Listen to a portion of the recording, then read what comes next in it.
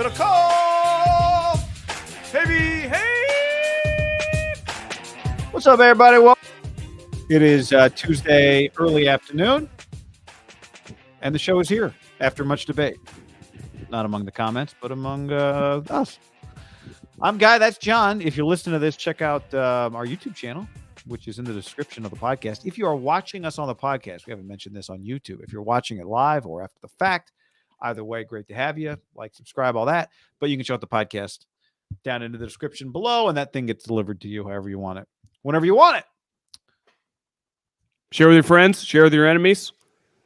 And yeah, on this dreary day. 2023 resolution, New Year's, more enemies. Yeah, more enemies for sure. My New Year's resolution, more enemies. Screamed at the DoorDash guy yesterday because I'm like, you know what? I need some more enemies. You did? No, of course not. Oh. Wrong house.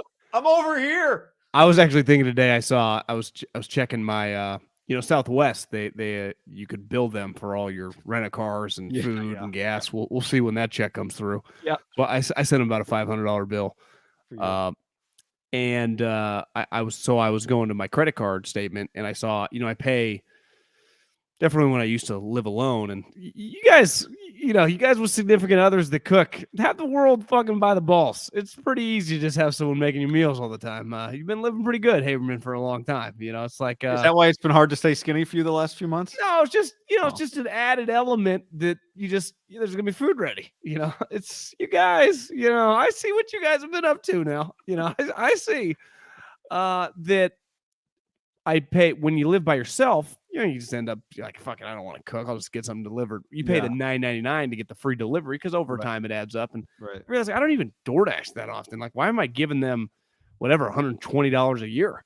I'm like that's like insurance revenue for them, just constant. Boop, boop, boop, boop. Sure, if you're not using it all the time. If you use it all the time, it saves you money. But yeah, I mean, once a month maybe. I was in the long run, if you're using it, you're not actually saving money, right? It's like if something costs $50 and you bought it on sale for $35, you didn't save $15, you spent $35. For sure, 100%. So I saw today. I might cut DoorDash off. I got I bought something on Fanatics. Oh, Michael Rubin, which he owns you can't buy anything that's not from Fanatics. Every team, it's all back end Fanatics. What'd you get? Like this Oregon Ducks half sip. I got a $25 Fanatics gift card. I needed to buy something, so I was like, I found this half sip. It said Oregon on it, kind of camo. I thought you were going to say like an Aaron Judge jersey. It's just I wanted to spend only $25, so I just went. I didn't want to spend $50 because I didn't want to give them. I didn't want anyway. They do have good golf stuff, like good T-shirts for golf. I bought. That's the only thing I've ever bought from them. They do. They charge free shipping, but they charge you $199 for handling, which I've never seen in my life before. Yeah, free shipping. ... Not handling. Not handling. It's the first time I ever thought about the handling. John, we are brought to you, and everybody out there, we are brought to you, not John. John already knows this, by our friends at Tito's. Handmade vodka. Numero uno. If you're showing up to somebody's house, if you're hosting, if you're bellying up to the bar, whatever you're doing, do it with Tito's. It is so versatile, so pure, so dependable. Award winner. Goes with everything. Tito's. Thank you for your support. Yeah, can't recommend it enough. Share them. Take your booze over to your friends. Bottle of Tito's. The price point's fantastic. The taste is even better. And it goes with just about anything. So Tito's, #1 vodka in America for a reason. You, all of us love it. Yeah, it's rare that something's price point is good and yet the price point isn't the selling point. The selling point is it's the best quality. It just happens to be a great price point, For sure. We're proud to be a part. We're proud to be affiliated, sponsored by.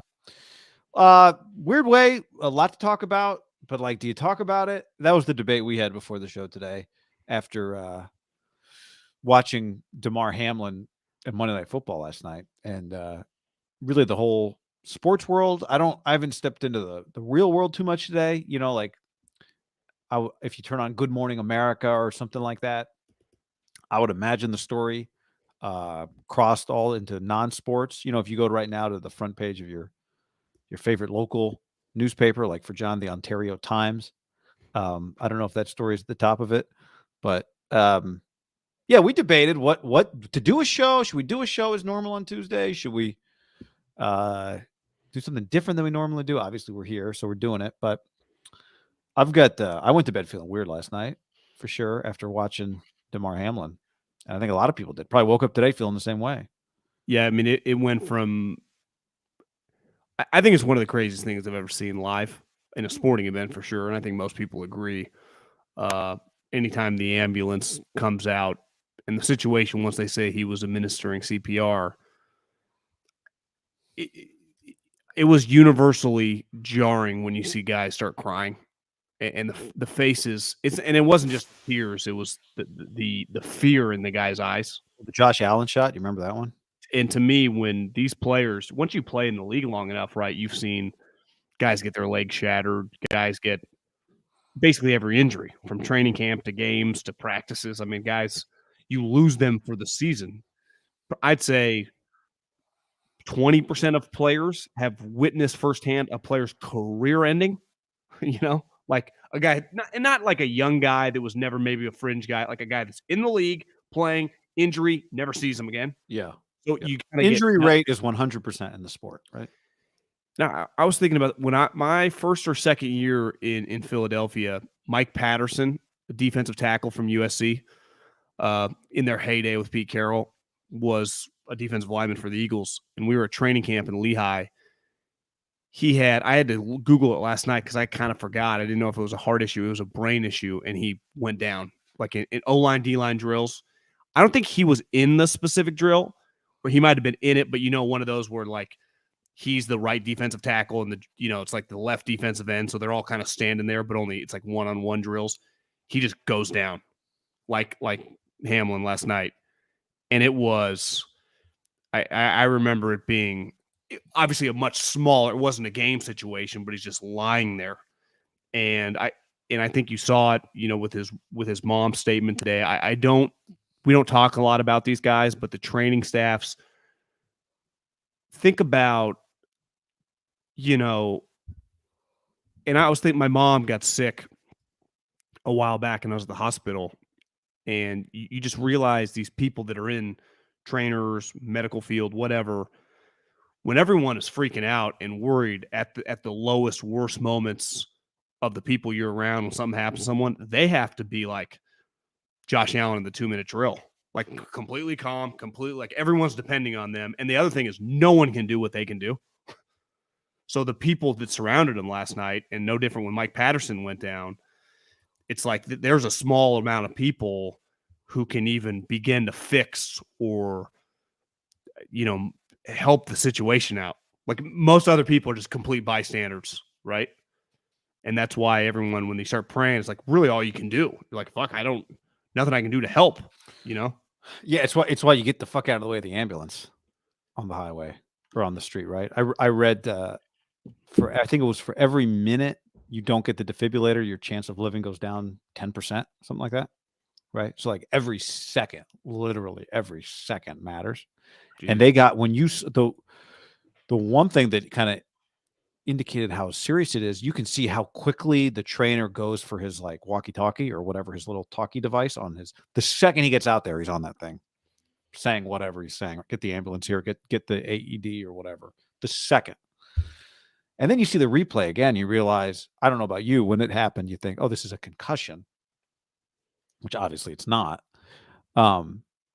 But the second they go for that walkie-talkie, I think it was clear pretty quickly. And you and I are not going to, well, we can say whatever we want, but like I have no time for, they didn't decide fast enough to end the game. It's pretty irrelevant, I think.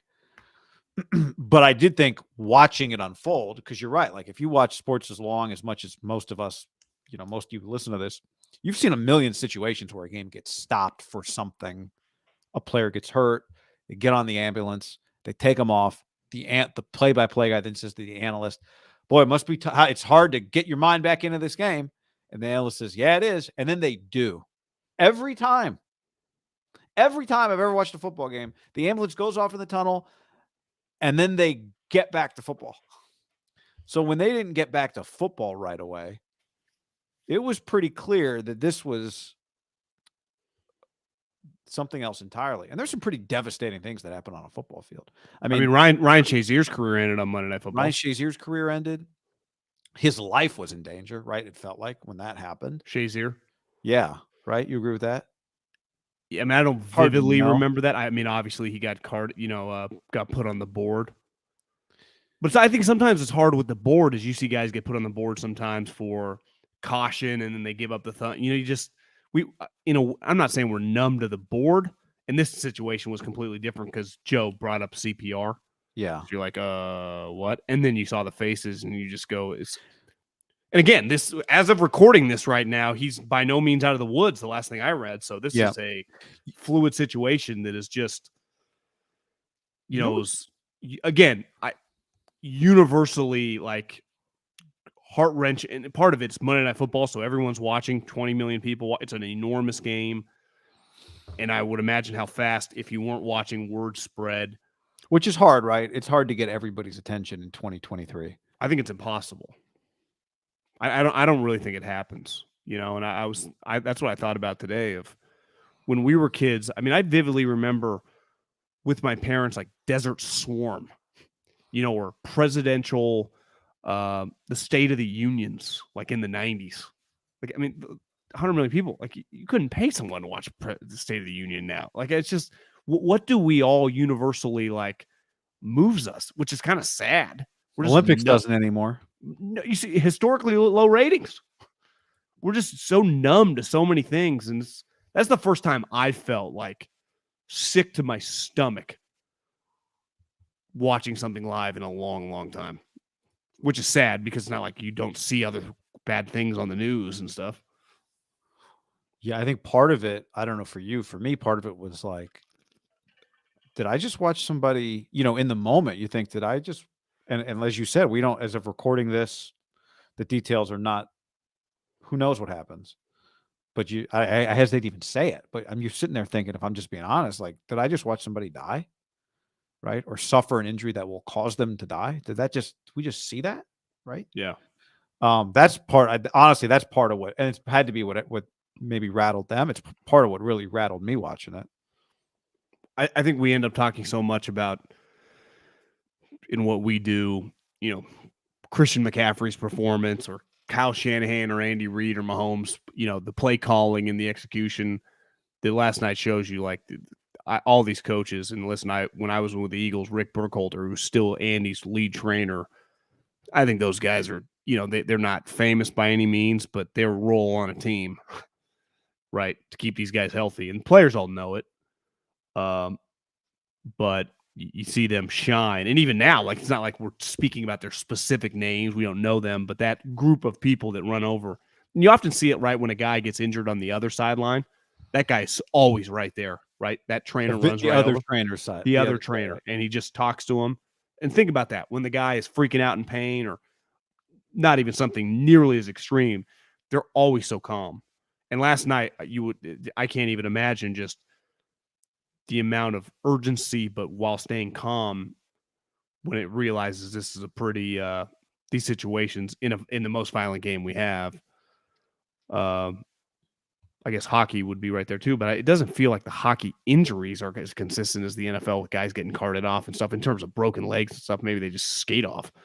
But I was talking to a buddy today who told me that I don't think he witnessed it, but he was in college at a time when a lacrosse player at his school died from, the lacrosse ball hitting blunt, kind of that's what the thing that everyone's been talking about, blunt force to the chest that causes a heart to stop. Yeah, situation. So, you and I was telling you this beforehand. What's crazy, I had watched earlier in the day the USC Tulane game, which was a great game. And during the game, they showed a former Tulane football player who was at the game in a wheelchair because he's paralyzed from the neck down. And it was a story of like how he's gone on with his life after being paralyzed in a game for Tulane. But what they showed, I think it was a somewhat similar situation in that they immediately on the field, and they showed this footage during the Cotton Bowl on Monday, the footage from 10 years ago. He gets in a collision. They rip his shirt open. They put the defibrillator on his chest. They're trying to revive him. They put him on and I remember watching it. I remember it was yesterday. I'm watching it thinking like, guys, holy smokes. Don't show me that. Like, I don't think that needs to be on television today. So I was thinking about that last night watching Monday Night Football. Like, I hope they don't show this stuff out of respect for everybody. And they didn't. But I just watched that happen yesterday in the game before, or at least, they talked about it happening in the game before. And yet it still felt so foreign watching that on Monday night. But even think about the end of that game when Tulane's driving to win the game. There was as violent of a collision as you'll see in college football. Those two kids. Both guys. I mean, they both go down and not moving. And both sidelines are the Tulane's is telling them to get up, get ready to spike the ball. USC defense, what are most fans doing? Like USC I know what I was. like, I know what I was doing. Counting the I clock. was like, what I was doing was, I don't think that's targeting. I don't think I was debating if it was targeting or not. I know. Yeah, that was the most violent hit I probably saw in 5 days of watching football. I mean, the hit on Marvin Harrison Jr. was pretty violent too, right? When he was at the back of the end zone. Knocked him out. I thought the hit in the USC Tulane game, though, because they were both moving. Marvin was stopped. Yeah. I think sometimes when you're both moving, again, we're nitpicking collisions here, but I think we saw the same thing in Marvin Harrison. Like, is the guy going to get tossed? Right. I think your larger point is most times when there are severe injuries in football, our reaction is, was it a targeting? I hope he doesn't get tossed for that. Blah, blah, blah. Is he going to be able to play in this game? Right. Sorry, I interrupted the point you were making on that. No, I think that's the point you're making. I had a point. I had a thought well before this situation with the Bills game on calling it targeting, but it's probably there's some sarcasm in there that's not even worth it. But you mean on the it being called targeting? But that's another time. You're saying the word? Yeah. Oh, okay. But maybe rename the penalty. You're censoring that take for another time. Yeah, it's just it's not bad. It's just not needed. Gotcha. It just hit my mind. Oh, look, file that one away for another more sarcastic conversation, which we've been known to have a time or two. So, yeah, I don't know. I thought the situation last night. Not that. Again, this isn't the time to like nitpick people's takes, but like, these guys are humans. Like, I think most people understand that. But I think sometimes in these big games and these situations, it's like these two teams playing for something. That situation, when it just brings the entire sport to a screeching halt, just kind of humanizes the whole thing of just life or death with the individual, looking at Diggs with tears and Josh Allen just looked like he saw a ghost. I mean, it was just, and again, I'm not making this about my experience, but the same thing. I'll never forget Trent Cole screaming for help. Again, they were helping him, but he's just freaking out as Mike Patterson, who might have died. It felt like, is this guy going to die on the field? And I think he made a slight comeback, but it's just come back to the sport. Come back to the sport, but I don't know if he really played much after that. But those situations, like, there's a huge, huge gap between everyone just, jolted over a leg snap, right? Or a guy, even some of these concussion situations, it feels like than a situation that, like, even like last night, which like I thought Schefter said it pretty well. I've never seen anything like this. I don't think I have. I mean, maybe certainly things have happened before, but Michael on the stream says, what's the difference between this and Christian Eriksen going into cardiac arrest at the Euro tournament last year? He was revived and stretchered off, play resumed less than 2 hours later. I remember the video. I'm not that familiar with the play. I mean, with the situation, other than I remember what happened, why they decided to play or whatever. I don't know, but there've been, I don't know. Last night, I thought anything was on the table in terms of what, like, when you play another game, right? I still don't know. How do you, and this is not us debating what they should or shouldn't do. I just, like, if you're one of those players, you're like, what do we do? Like, I thought watching Mississippi State play football this weekend was kind of a powerful thing, like like Mike Leach wasn't their former, he was their coach. And you made the point to me, like, this guy I saw the video of him with his mom pregame, Damar, with his mom. I don't know did you see that? Him on the field, his mom was filming him. Just somebody shot a video. He like came over, saw his mom, hugged some friends, whoever else was there. You see Tomlin today? No, what did he say? Well, he's like, first and foremost, we just naturally know the Pittsburgh guys pretty closely here. We share a stadium with the program. Yeah. He's like, I've actually known this guy since he was 12 years old. 12 years old. Because he's from Pittsburgh, and he's just kind of been a football player. That I don't know their exact connection, but like I've seen this guy chase his dream to become an NFL player. And he's like, we play Buffalo the last 2 years. And we were joking about it earlier this season, me and him on the field before the game. Like how cool it is for him to like how much, and just the way Tomlin talking, like, damn, man. Wow. I had read that I guess he had a ton, like this is a legit recruit. He had a ton of offers. You know that sweatshirt I sent you, Pittsburgh is the new Calabasas. Mm-hmm. Part of that was that like he's a Pittsburgh guy, didn't need to stay there, and it was a big deal for him to be like, I'm staying. Like his hometown meant something to him. One of the things I read was that it was really important to him to stay there so he could kind of be a model for his younger brother. Like he stayed because of his younger brother, like to be there for his brother to see him succeed and not fall into other things. Mark says the situation with the soccer player Erickson, they resumed play after they knew he was going to be okay. And I actually think, you know what's crazy about the situation last night? And again, I just fucking hope the guy pulls through. He represents the NFL. Like most of the NFL is not Joe Burrow, Josh Allen, and Stephon Diggs. Most of the NFL is when he went down, I had to Google him. 6th rounder, and it's not like he went to Cal Poly. I mean, he went to an ACC school that just is produced starting quarterbacks, star receivers. He's starting now. Now, he's not the natural starter, but they've had injuries. He started 13 games for, I don't know, one of the best teams, arguably the best team in the league. And he wouldn't be alone. Like, they got other guys on that team that are 5th, 6th, 7th rounders that you do not know unless you follow, like, that conference in football or, you know, there are guys, hell, I follow Pac-12 pretty closely. There are guys from, like, Washington State that I'm like, damn, he played at Washington State. He is the majority of the league. Right. You know? And when you're in these buildings, it's a lot smaller than it feels when you watch it on television. Like the NFL feels really, really big, and it is in terms of its interest and everything. But like if you go to an NFL office, honestly, like you go to these college football offices, like when you go to the college football practice, they have way more guys at practice than an NFL team does. We're not, you know, the media is not really allowed at practice during the season once they cut the roster, but there are way more people if you just went to like a bowl games practice at USC or Ohio State. They got 115 guys. Well, the NFL has like, if you factor in the practice squad, it's like 65 players. In the NFL, it feels like one guy 1 week can be one play away from being a starter, and the next week be one play away from being cut and never play again. I know. It's a good point. I've always thought. I'm even talking the whole like the players. If you're like in the players, the kind of scouts, the trainers, a couple weight guys, like it's everybody. Like you see the same faces every day. I'm not the biggest. I think a guy can be a little cheesy, but Andrew Brandt had a tweet today that like, you know, I've always equated the NFL to kind of being on a submarine.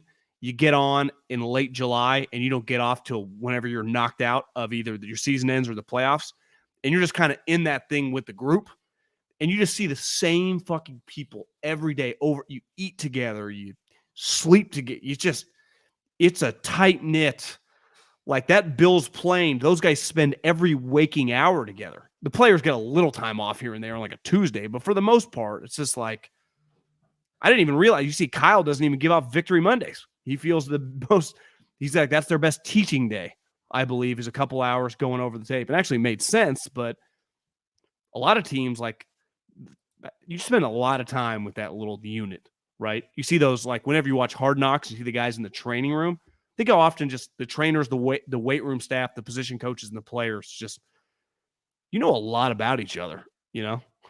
And especially if you've been on the team, like this guy's a 6th-round pick from last year, so you build up years of equity as a human being. The other thing that's always bothered me a little bit, like Deshaun Watson situation, right? Like clearly most people think he's a scumbag. This situation is kind of gross, turn off. And there have been worse situations of guys like committing murder or whatever. Those individuals, to me, are the outliers of the league. Most of the league, like the overwhelming percentage, I'd even go like 80% of the guys, and then another 15%, like, yeah, they might bother you sometimes, but they're not bad people. Like 80% of the league, like really high level, good people. Yeah. Like just solid humans, Yeah. that work. You're just like, I like this guy, Which is why I think when you see a lot of people who are around a team always have takes like that, because they know it's most people, just like most people, you can drive for 7 hours. One guy cuts you off and you say drivers are idiots. When the fact is that most people didn't cut you off. Right. And sometimes that can create a negative impression. But I've always thought what's cool about football and really just pro sports in general is like the guys you've heard of, Tom Brady, Patrick Mahomes, all that, everybody knows. But there are guys who you and I watching on some guy makes a special teams tackle. He is the hero in his town. Like his high school has his jersey up. He comes back to talk. It's a humongous deal. I think if you're around it a lot, like I am, like you are, it's easy to get jaded to that a little bit until you like interact with guys who like he played 4 years in the league or he played 2 years in the league, or like it matters that somebody went to a camp. Like if you had a math teacher in 8th grade, they're like, I was in camp with the Bulls in '89. You remember? Well, I don't want to mention people in the context of this, but I remember when I don't think. Well, UC Davis people were king of that. My dad is a diehard UC Davis guy, and there were 3 or 4 of them that they took so much. If my dad was still alive, the pride that his group of buddies would have taken in Nate Hackett getting a head coaching job in the NFL. Who's the guy? Was it Mike Morosky? The quarterback? I remember when he came to talk to Emerson, he threw 1 touchdown pass in the NFL to Jerry Rice. When he came to talk to Emerson, it was like, you would have thought it was Tom Brady showing up. It was like, holy shit. This guy threw an NFL touchdown. Honestly, you would have thought Boise State was like UC Davis. You would have thought UC Davis light in Boise State. Like that's But even at bigger schools, they have more of them. I bet this guy for Narduzzi was a local guy, played at his program. Yeah. Starting for the Bills. Right. This guy's community was huge. Pittsburgh is a big community. Pitt football is a big community. Share the stadium with the NFL team. Like it, in a weird way, it's probably a little more close-knit than I even give it credit for, right? When I heard Tomlin talk about it, they're all kind of – it's actually probably a unique place to play college football, right? Yeah. Or high school football, for that matter. So think of all the high school guys, all the stars that are from the area that are always kind of rep their areas. Yeah. Yeah. Yeah. The state. Yeah. Anyway, so, if you're listening to this and there's been news after the fact, then just know that this was 2:46 Pacific, 3:46 Mountain, 5:46 Eastern on Tuesday, January 3rd. So then we debated, like, well, should we only talk about this and just leave that as the show, or talk about other stuff? And ultimately, we decided to talk about some other stuff. So we will. Unless there's anything else to add there? No. I don't know what, playoff implications or whatever. I can't imagine what it's like to be one of those guys, one of the Bills players, and they're telling you in the media, you're getting text message updates like, all right, guys, we may play. They may want us to play Thursday. They may want us to play Saturday. They're thinking maybe we could play, it could go as a tie. How do you guys feel about it being a tie? I don't even know how you can have that conversation. My only football thought is, assuming everybody plays this week, and I think you could, I don't know if anyone would complain if you gave the Bills the number 1 seed. Assuming the Chiefs win 2, they'd have 1 more win. My gut would say that's on the table. That you're saying if they were to play this week, what if they don't play this week? You're saying the Patriot on the table? I would imagine it's on the table. I think it feels like it would be, right? But the rest of the league's playing. Yeah, no, I know. That was my point. Is like if you're these guys, you're like, well, you want me to play? And part of it's probably dependent on if we find out after we record this podcast that he's making progress and he's feeling, I don't know. Maybe that affects. Well, it's pretty clear last night, like they can't play when they don't know the status of this guy. And what they just witnessed, it wasn't good. So it's like, you can't ask me to go play when in the back of my mind, he might not make it or he's struggling to live. Right. If he goes off, gives me the thumbs up, or you tell me, hey, he's fine, he's alert now. Totally. Okay, completely different deal. And that's where it became pretty evidently clear, like, unless you're going to give an update, which clearly didn't feel like it was coming, this thing's over. Right. But what I'm saying is now we have, what if it's still unknown? Yeah, I don't know. I'm not saying you or anybody else has an answer. I'm just saying what a shitty, yeah. I guess my gut, obviously I don't know anything, what anyone else listening to this, is the Bills are given the number 1 seed. Do you think that's a possibility? Yeah, possibility. I don't feel as strongly about it as you do. I think it, if we're talking fundamentally a football perspective, it's goes as a tie, and whatever that means in the standings it means. I think the benefit to giving them the 1 seed would mean you give them another week, depending on what happens, right? It means they don't have to play right away. Yeah. But if you told me they don't play this week, I'd say I believe you if they just played 16 games. No, they would play 15. And they didn't play yesterday. Yeah, 15 and a half, whatever. But you know what I'm saying? Like if they just don't play week 17 and week 18, that feels like it would have to be on the table.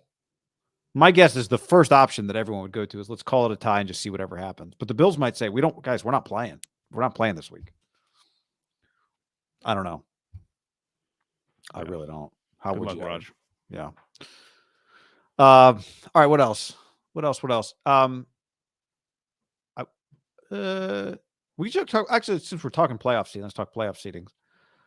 Niners playoff seeding. The Eagles are now a 14-point favorite over the Giants. Vegas, you think making an educated guess, or do they have did John Mara shoot him a DM?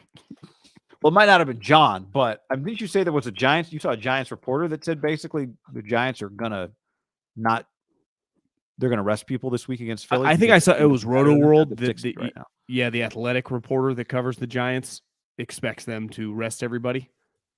And I would say the line is 100% reflective of that, right? Because that's not just like, oh, Jalen might return. I don't think it's a 14-point line, right? No. So I think it's pretty clear. And my thought was on Sunday night for the Giants, like, listen, you're playing with house money. No one expects you to do this. Why wouldn't you try to win 10 games, beat the Eagles? They just kicked your ass a couple weeks ago, go into the playoffs with a bunch of momentum.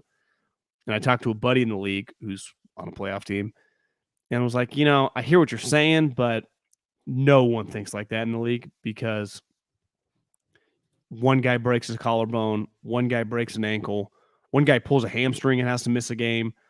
All of a sudden, if you're the Giants, you go, well, let's look at the standings right now. The 49ers are playing, honestly, Dillingham's team might beat this version of Kingsbury's team, and he coaches Arizona State.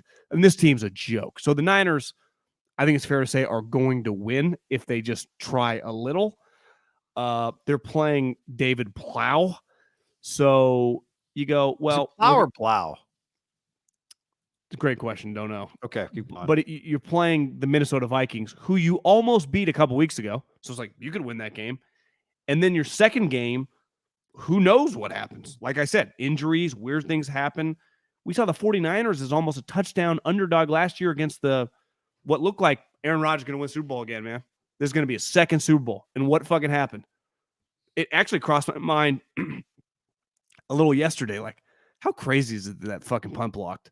Honestly, the punt block, not as crazy, is they were just in a position that a punt block touchdown late in a game when their offense did nothing could win them the game. I was thinking about that game yesterday too, actually. But his point was like, weird shit happens, man. We've just seen it too many times. This is not the college football playoffs where it's like, yeah, you're playing Ohio State, you're in a little trouble here if they care. Like, that's not the way the NFL works. First and foremost, it just starts with like, wouldn't they believe like we're playing the Minnesota Vikings minus 19 playoff differential that we almost just beat? Why couldn't we beat them? Absolutely. Dan Duggan, I think this is the guy you're talking about, said, after reviewing Buffalo's history in these spots and listening to Dable today, I think they'll treat the finale more like a preseason game. Starters play some, but not the full game. We'll see. Difference is you can dress everybody in those preseason games, right? Yeah, you don't have like the guys that you dress have to play, right, in the NFL, unless you're only going to sit a couple of them, which makes, well, we'll get to the Niners in a second, but the point of this conversation, because the Eagles do, if the Eagles try, which they 100% are going to try because they have the number 1 seed on the line. They've been trying for 2 weeks to win that thing. And that game's at the same time as the Niners game, right? 125. Yeah, 125 Pacific. But so the Eagles are 13-3. If the Eagles win, they're 14-3. Nobody can catch them. If they lose, then the Niners would have to also win, and then they would have the 1 seed. But playing a Giants team that it's like a triple whammy. I think a Giants team that's locked into the 6th seed, an Eagles team that's now lost 2 in a row, right?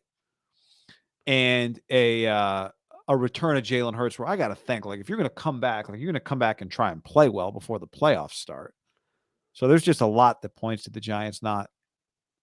Hear me out on this one. Okay. If you're the Niners, you would just say, obviously, Aaron Rodgers, assuming it's been raining the Bay, I know, but let's just say it's a sunny 68-degree day and it's throwing the ball weather.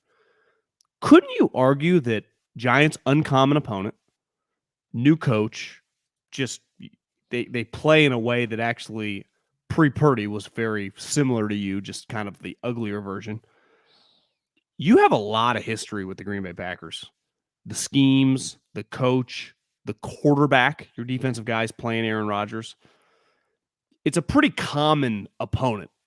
It's not quite division common, but it's saying you'd rather play the Packers. Would you say out of division, there's a more common opponent for this Niners team than the Green Bay Packers over the last 4 years? Doesn't feel like it. Maybe Atlanta feels semi-common. They've played Atlanta a lot. But they played the Green Bay Packers several times, twice in the same year, right? Because in the playoffs and in the regular season, they played Aaron Rodgers a ton since like Warner and Bosa and Greenlaw, and those guys have been there. Jimmy Ward. New Orleans, although maybe a little less so the last couple of years, but yeah. But they've had turnover. Like, I'm talking about the LaFleur Rodgers operation. These people. So is that what you're getting at? That you think there's a chance? I'm just saying you could make the argument. I think you could make the argument that the Giants are just a little more stressful to play. Now, one team's got Aaron Rodgers, and you feel like, God, if karma's a real thing, we stole one from them last year. Or do we owe somebody something for what happened last year in Lambeau? They don't. I told someone the other day. Let's just say Aaron Rodgers has one more moment in him in his NFL career. Wouldn't it be like making a run as a 7 seed, winning 6 straight games, getting the playoffs? Worst quarterbacks have done it. Start knocking off, like he knocked off the 49ers 13-4. He knocked off the Eagles. He got his revenge against the Giants. Like, it was set up. And then it was like, look at this NFC. Took on Mahomes. Look at this NFC. Like, okay.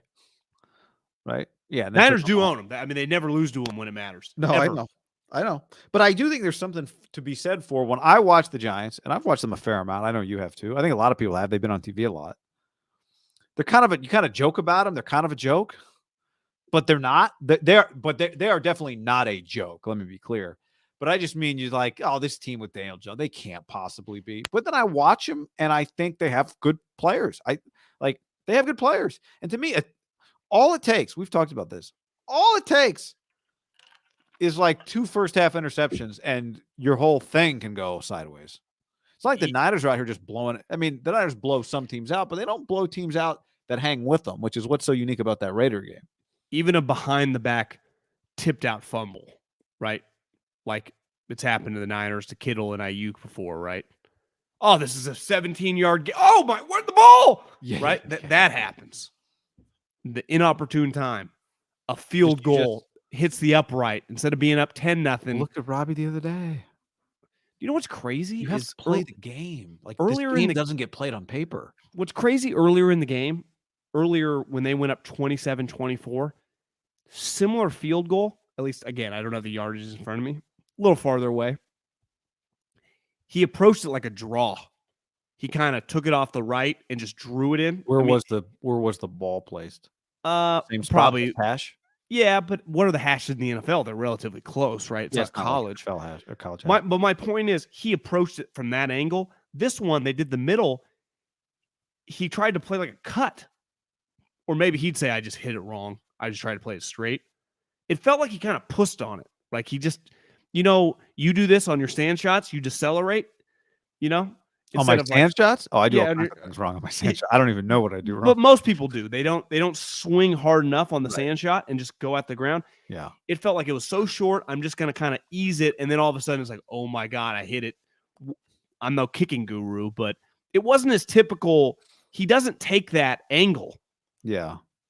I don't know what do guys typically do left hash. I would think you don't want to kick it straight because then you could really miss it left, right? Or hit the upright. So you want to put it out in the middle and just have it work, I don't know. Do you kind of aim at the right post and try and work it back to the middle? Do you think he was so close? He tried to I don't want to swing too hard to overcompensate. So I just, nice smooth little, it's like when they say just smooth little 8-iron, then all of a sudden you chunk it, it goes 10 yards. God, smooth little 8-iron is always a chunk. So why is that? Yeah, I don't know. But there's enough out there that things like I just said, it sounds so cliche, but everything sounds great on oh, the Giants, that'll be no problem. Until you're in the game and it's just 7-7 at halftime. Like that Raider game, they'll find a way, which they did, but not because it was just that's how it works out for them. It's because they were playing the Raiders and that's how it works out for them. The Raiders found a way, let's be clear. I do think Niners-Packers will be on Sunday Night Football or Sunday afternoon. Yeah, I mean, Sunday afternoon. I think the early game on Sunday is the CBS game, and then Sunday afternoon is either. Is that the way that one works this year? Well, to me, the early Saturday game is, Jags-Ravens or Jags-Chargers. That's a lock. You have Saturday night, which will probably be whoever the 2 seed is between the Bills, Bengals, and Chiefs, however they figure that out, against, Patriots, Dolphins. I guess Jets can't do it. Who's the other team? There's one other team left. Oh, the Steelers. That'll be, Sunday night game. I think they kind of, if the Chiefs are not the 1 seed, someone told me there's a reason they put the Chiefs on Saturday this week against the Raiders to kind of give them, the full week. If they give them Saturday night, they've earned that over the years as a cash cow for the league. Saturday week. Wait, you're saying if they're not the 1 seed? Well, yeah, they don't control their own destiny to be the 1 seed. Right, got it. So if they're the 2 seed. That they play on Saturday night, but they get a full 7 days, right? Gotcha. Against whoever they're playing. Somebody has to play Saturday night, and they want it to be semi-interesting. Yes, and then someone told me that it hasn't come out, and it's never going to really be public, but one of the things the owners were cool about doing Monday night with, obviously they got more money, but you know how the 17th game alternates year to year? Home AFC, home NFC, home AFC. Monday Night Football is the same way. The NFC take it 1 year, then the AFC take it the next year. It's not just based on matchups and stuff. So it would be the AFC this year. So could there be 3 NFC games on Sunday? And if that was the case, I would say that Minnesota and New York would have a chance to be the morning game. The Niners. I mean, John, you're talking Dallas, Tampa, probably. Well, to me, that would be Fox midday, and then the night. You could do either way. I think the Niners, Packers, and Dallas, Tampa would be afternoon, night, right? In some order. Yeah. I don't think you'd go wrong in either one. No. I would guess that Niners, Packers would go night. Over Cowboys, Tom Brady? I think the Fox Day game does huge numbers. It does. It does. I think it's massive in the playoffs. It's always been Buck and Aikman, but yeah, you're right. I'm not trying to act like it's hard. Cowboys are the biggest brand. Brady's probably the most famous player ever. I do think the Niners Packers would be a better game. Feels like. Yeah, I agree. If those two teams both got to what game do you want? You ask both. Do you think they'd both say the same thing first? If you asked which teams, you're saying? I'm saying Fox and NBC. These are 2 of your games. One of you's getting each one, but you both tell me the first game simultaneous. You play the simultaneous game, but do you think they both say Cowboys Tampa? Remember last year the Niners Packers did fucking 40 million people, and that was Saturday night. I mean, what's the biggest thing you can promote in the NFL right now? If we ranked biggest draws in the NFC, or just as a whole? Yeah, isn't it just Dallas? Aren't they always? Tom, you're right. Like it's not. I feel like it's lost an a little orgy. I shine. feel like some orgy between the Cowboys, Niners, and Packers, and those combinations are the ultimate. So Niners. We plus saw it Packers. last year. Niners, Cowboys, Niners, Packers. So Niners plus Packers. Out. Cowboys individually is stronger, but Tom's lost so much shine. People don't think it's a good game anymore. Well, is Niners Cowboys the biggest game you think the league could get? Yes, again. In a conference game, non-Super Bowl. Just like it was last year. The only way it would have been bigger last year if it was the conference championship game. Like if the league could choose, they would have probably Niners Cowboys, Cowboys Packers, or Niners Packers in the NFC Championship game. You would choose. No, you would choose if you could choose. You would choose Cowboys Niners, I believe. I do too. And then you would have the Niners or the Cowboys play the Packers in the previous round, right? Yeah. Well, like what are the four you would want, right? You would want. I think you'd probably throw Philly. I think you'd want. Yeah. Well, okay. Philly, Dallas would be pretty good too. Yeah, I think if the Giants have the right players, they're right there too. Like if they felt like some of those Eli teams, I don't think it'd go wrong. I remember Niners Giants in that NFC Championship game worked pretty well. Yeah. I'd imagine if we Googled the ratings on that, it was probably pretty high. How many people you think watched that thing, 2012 NFC Championship game? I'm going to say 51 million.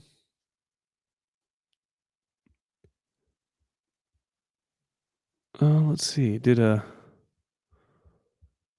I looked up a bunch of these. I said 51. 57. Oh. Because I think Niners Cowboys, like the Dion year, Dion Niners, was maybe the highest or one of the 2 or 3 highest rated NFC games ever.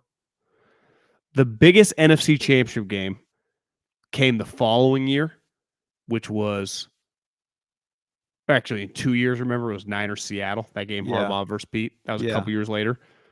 But the biggest NFC Championship game up to Niners Giants, 57 million, had been like 4 years previously when Favre took on when the Vikings played the Saints. He threw the pick. Oh yeah, we threw it back across the field. So they're used to getting. Yeah. So honestly, some of those. Yeah, Minnesota, New Orleans, 57. There was a Jets-Steeler year. They got 54. And then the Niners, Giants got 57. 57 is a lot of fucking people. I would throw the Giants when the Niners a bigger story this year than that year? Yeah, they've had some momentum. The Purdy thing has just kind of, I think, captured the nation's imagination. Well, wouldn't you say the Giants had some equity given that kind of core group had won a Super Bowl 3 or 4 years previously? Yeah. That's true. I think Harbaugh was just a spectacle unto himself. I think he had awoke a fan base too. You know, it just everyone was fascinated by how weird he was. You know, so the Niners game is in the afternoon this week against the Cardinals. In the morning, the Vikings play, and the Bears. The Vikings could conceivably lose. The Vikings are 12-4. The Bears are 3-13, and I think it'd be great for the Bears to get to stay with the number 2 seed. The Bears are currently +6. +6. It's so Eberflus wouldn't commit to Justin. I mean, to me, they should absolutely tank. You know, if they lose this game, they are absolutely the 2 seed. And if they like Justin Fields, that's a hell of a powerful place to be this year in the draft. Would you risk just like, what if someone falls on him, hurts his knee or something? I would not play Justin Fields at all. I would tank this game as much as I can take this game if I'm the Chicago Bears. He's been walloped throughout the year. Wouldn't you just, hey, man, just head to the offseason? You've seen what you need to see, right? You've seen what you need to see, and you add to it the element of the draft. Like, if you win this game and you win 4, we'd have to do some math here, but there's 3 other 4-win teams. There's 3 other 4-win teams in the league right now. Can I throw you a curveball? Yeah. Those 2 guys did not draft him. And I don't know this, but what if they were not that big of fans and they're like, they should also lose.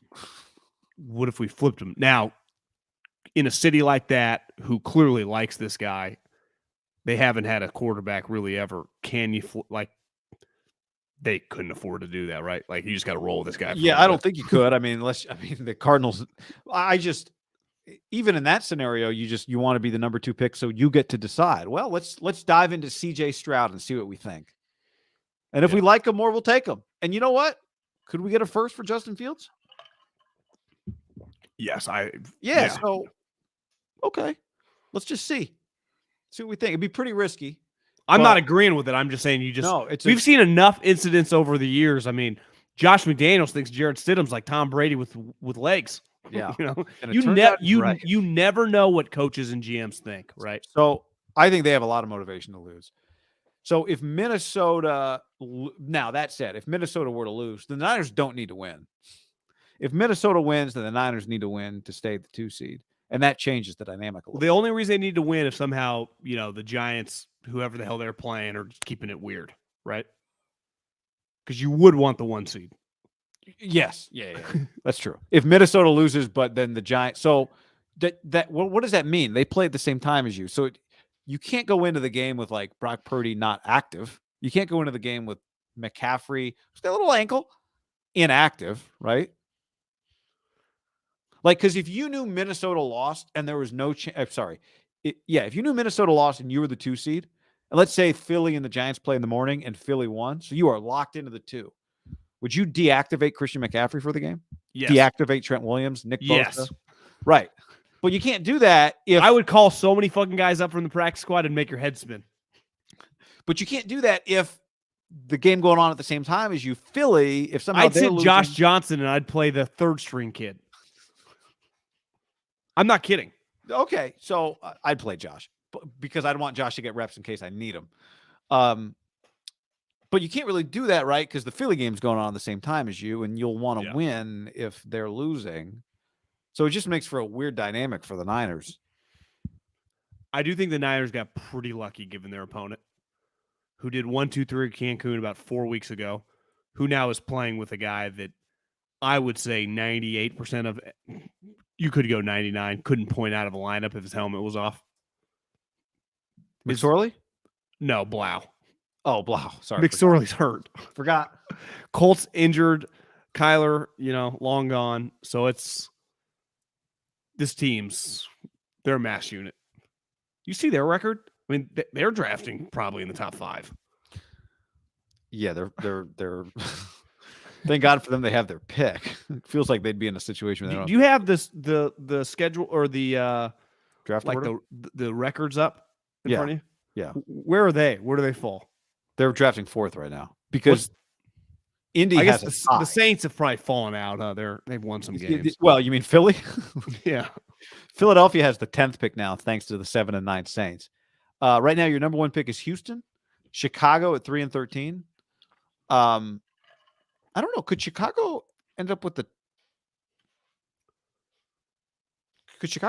top pick? I don't know what the tiebreakers would be. No, because they got the tie, right? So Houston benefits from having the tie if they're 3 and 13 and Chicago's 3 and 14? No, because in the opposite way, you'd rather have the tie to get closer to the playoffs. So one more loss. Chicago would get the first pick. So they really want to lose, and Houston really wants to lose. Houston with a win is 3-13 and 1. And Chicago would be what? 3 and 14. So they would be the ones. They would get the top pick, yeah. Seattle right now has the 3rd pick thanks to the Broncos at 4 and 12. And some weird tiebreaker with Arizona, who's also 4 and 12. Indy is 4-11 and 1. That is one of the great trades of all time. When you factor in money, you factor in the headache, you factor in a top 5 pick. Little unlucky. It's not like Caleb Drake May draft, right? Yeah, because he'd end up with one of them. What if you're Seattle? If you try to do another trade, Detroit has the 6th pick thanks to the Rams. So just to recap, the Rams are 5 and 11, and Detroit's 8 and 8. Never in a million years. Atlanta, Vegas, Carolina round out the next 7, 8, 9, and then Philly is 7 and 9. I don't know what'll happen. New Orleans, Tennessee, Cleveland, all have the same record. Houston has Cleveland's pick. So Houston really wants. I guess Houston could end up. There's a shot that they end up with 2 top 10s, depending on what Cleveland does. Cleveland plays the Steelers, so I mean You would think, unless Amari Cooper keeps kicking ass and taking names, that's probably a win for the Steelers. Sneaky little interesting dynamic this year in the draft, John. There's only 31 picks in the first round because Miami forfeited its first rounder. Oh, yeah. So it's a little better for everybody in the second half of the draft. Where's the Niners Trey Lance pick? Denver. Oh, yeah. 29. Oh, yeah. So they do. But, they lost Aaron Rodgers. It depends where you get, you lose in the playoffs. Right. Right now it's 29. Because baseball is not based on how you do in the playoffs, right? It's just record. I remember seeing the baseball draft. I'm like, oh, right. Didn't this team win the World Series? But they had they were an 88 win team and they're drafting, 23rd. Yeah. I remember that one year. It was crazy. It's weird how all these different leagues do it all a little differently, And the NBA just does ping pong balls and a lottery machine. You think ping pong balls will work in the NFL, or I kind of like it this way? I like it this way. In football too, in basketball, let's face it, it turns out years later you don't really know, but going in that number one pick in football, you could get fucking JJ Watt or Jamar Chase 8, right? Also, yeah, but also I would say football, trying to lose games on purpose, only comes into play the last couple of weeks of a season, not whole years in the NBA. And I think for most teams, baseball is God, I would love to see some lottery balls in baseball. True. I think for most teams, it really factors in this week. And even I would guess, if you're in the Bears, maybe some Bears coaches are this is a little weird. What am I supposed to do? Just not try? Yeah, I mean, I guess the sport is not very conducive to no. Just what do you? My job's on the line. Go home at lunch. Get my ass kicked this week. Yeah, just run the same play over and over. And Kyle's yeah, I do it anyway. I just have 17 motions, and it's this guy over here. So it's what do you mean? Did you see that? Mayoko wrote that Kyle does not give off Victory Mondays. I did not see that. He did this week, but he's historically, they're not a Victory Monday. When most coaches are get in here, 1, 2, 3, Victory Monday, and you're off till Wednesday. Kyle's not a believer in that because he thinks I believe very sound logic that you coach up that week's game so well when it's fresh. If I give you Victory Monday and I don't see you till Wednesday, you're not as locked in or even give a shit. You're I'll get that block next time, right? But it's fresh in everyone's mind. It made sense. But it also shows you, your players better really like it. You've had a lot of Victory Monday potential 3 of the last 4 years, and you're making these guys come in. Right. Joe Judge couldn't pull that shit off, could he? No. Or Patricia or some of the guys. Well, there's a lot of stuff Joe Judge. No, I know, but I'm just saying a lot of Nate Hack, some of these coaches, you got to earn the respect of guys to be able to listen, I only need 3 hours every Monday. And then these guys are talking to their buddies shit, we're 11-win team. I haven't seen fucking coaches. He gives us off sometimes when we lose. Just give your space. Kyle's we got to coach him up. He is right in the logic, right? It's fresh. We can impact it. We can get you thinking about it. You're going to take more pride in it when it just happened. You get a couple days. You take your kids to the zoo. You went out on Monday night. It's you've lived a different life for a couple days. Totally. You've poked your head out of the sand. You have. It makes a lot of sense. John, I'm showing you here DraftKings updated offensive rookie of the year award odds. The leader, Kenneth Walker, -130. Then Garrett Wilson, +200. Then Brock Purdy, +400. Kenny Pickett's +1,600. So Kenneth Walker, the heavy favorite, -130. Garrett Wilson, +200. Garrett Wilson's stats are a little better than I would assume they would have been given the Jets season. Can you guess Garrett Wilson's line right now? I'm going to say 53 catches. Just stop. You're not. He's 74,000 and 4 touchdowns. He's 74 and 1,000. He has 74 catches. That's Ayuk. It's Ayuk's season. I know. He's having a really good 74 year. catches. I know. 1,000 yards. Scary Terry has 74, 1,004 touchdowns. Garrett Wilson's a good player, man. T. Higgins has 73, 1,007. Jalen Waddle is 70, 1,308. Can you give it to a guy just based on stats when their offense has been so terrible, but clearly he's good? At that position, yes. I would probably put my money on Garrett Wilson. What if he gets to 80 catches? Why is Kenneth Walker the heavy favorite? Let's see. I mean, well, he didn't start the first couple games, and he missed a couple for a hamstring injury. So he's 1, 2, 3, 4, 5, 6, 7, 8, 9, 10, 11, 12, 13, 14, 15, 16th in the league in rushing, 936 yards. So we may or may not surpass 1,000. How many touchdowns? 9. Does that feel more impressive than Garrett Wilson? All 9 of his touchdowns are over 20-yard scores. He's an explosive player. Is he Debo? It's going to be hard for Purdy to if you just put players in a vacuum, their seasons are pretty impressive. He played 4. He's played 5 games. Right. He'll play 6 this week. He has 10 touchdowns. Making his 5th start. Plays quarterback.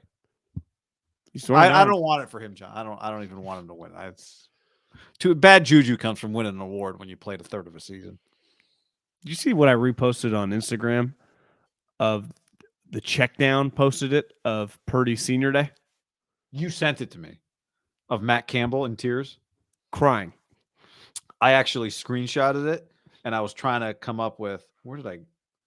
Oh, I must have deleted it. Did you hear the guy, Iowa State's loudspeaker guy? No. The greatest player in the history of Cyclone football. I didn't hear that. I didn't hear it. Maybe it was like the most accomplished quarterback Cyclone football has ever seen, as tears are just coming down Campbell's face. I screenshotted it, and I was going to tweet MIDDLEKAUFF watching the Raiders blow another one or something like that, and the night got away from me. Yeah. But incredible. Now, in all fairness, he is the most accomplished quarterback in the history of the program. And he put this guy, him and a couple other, Breece Hall or whatever, Montgomery, that coach became really, really famous kind of on their watch, right? Yeah. So him personally, I bet just as a guy, clearly coaching him. But, yeah, I mean, I was thinking yesterday that if you put him, I went back and looked at Dak was like a 2.5-year starter. Cousins was a 3-year starter. And it's not apples to apples because guys at that position start for a while in college and then get to the pros and don't play, right? Chase Daniel started for years in Missouri, right? And he's not a good NFL player, even though he's had a 15-year NFL career. Matt Barkley, right? Longtime backup, 4-year college starter. So just because you start for a long time in college at a Power 5 program does not guarantee you to become an NFL starter, let alone an NFL player. It doesn't guarantee you anything. But if you do, Cousins and Dak are pretty good examples of, those guys had a lot of reps against really good teams, and it clearly translated, especially for Dak. Cousins, it took a while. He was a backup. Dak became the starter immediately, right? Tony Romo breaks his back, Kellen Moore breaks his hand, and Dak Prescott starts as a rookie.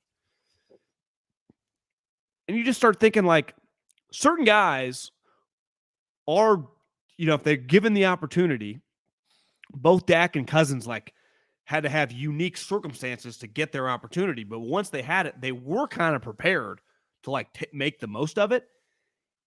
And I wonder if Purdy just playing at a high level, Dak was all SEC guy twice. I think one first team and one second team, or maybe both second teams. Cousins was only a honorable mention. Purdy was 2-time first, and the Big 12, you'd say, is a pretty good quarterback conference, right? Because they throw the ball a lot. I mean, not always NFL players, but production. Always, these guys produce. First team All Big 12 twice, and second team All Big 12 his sophomore year.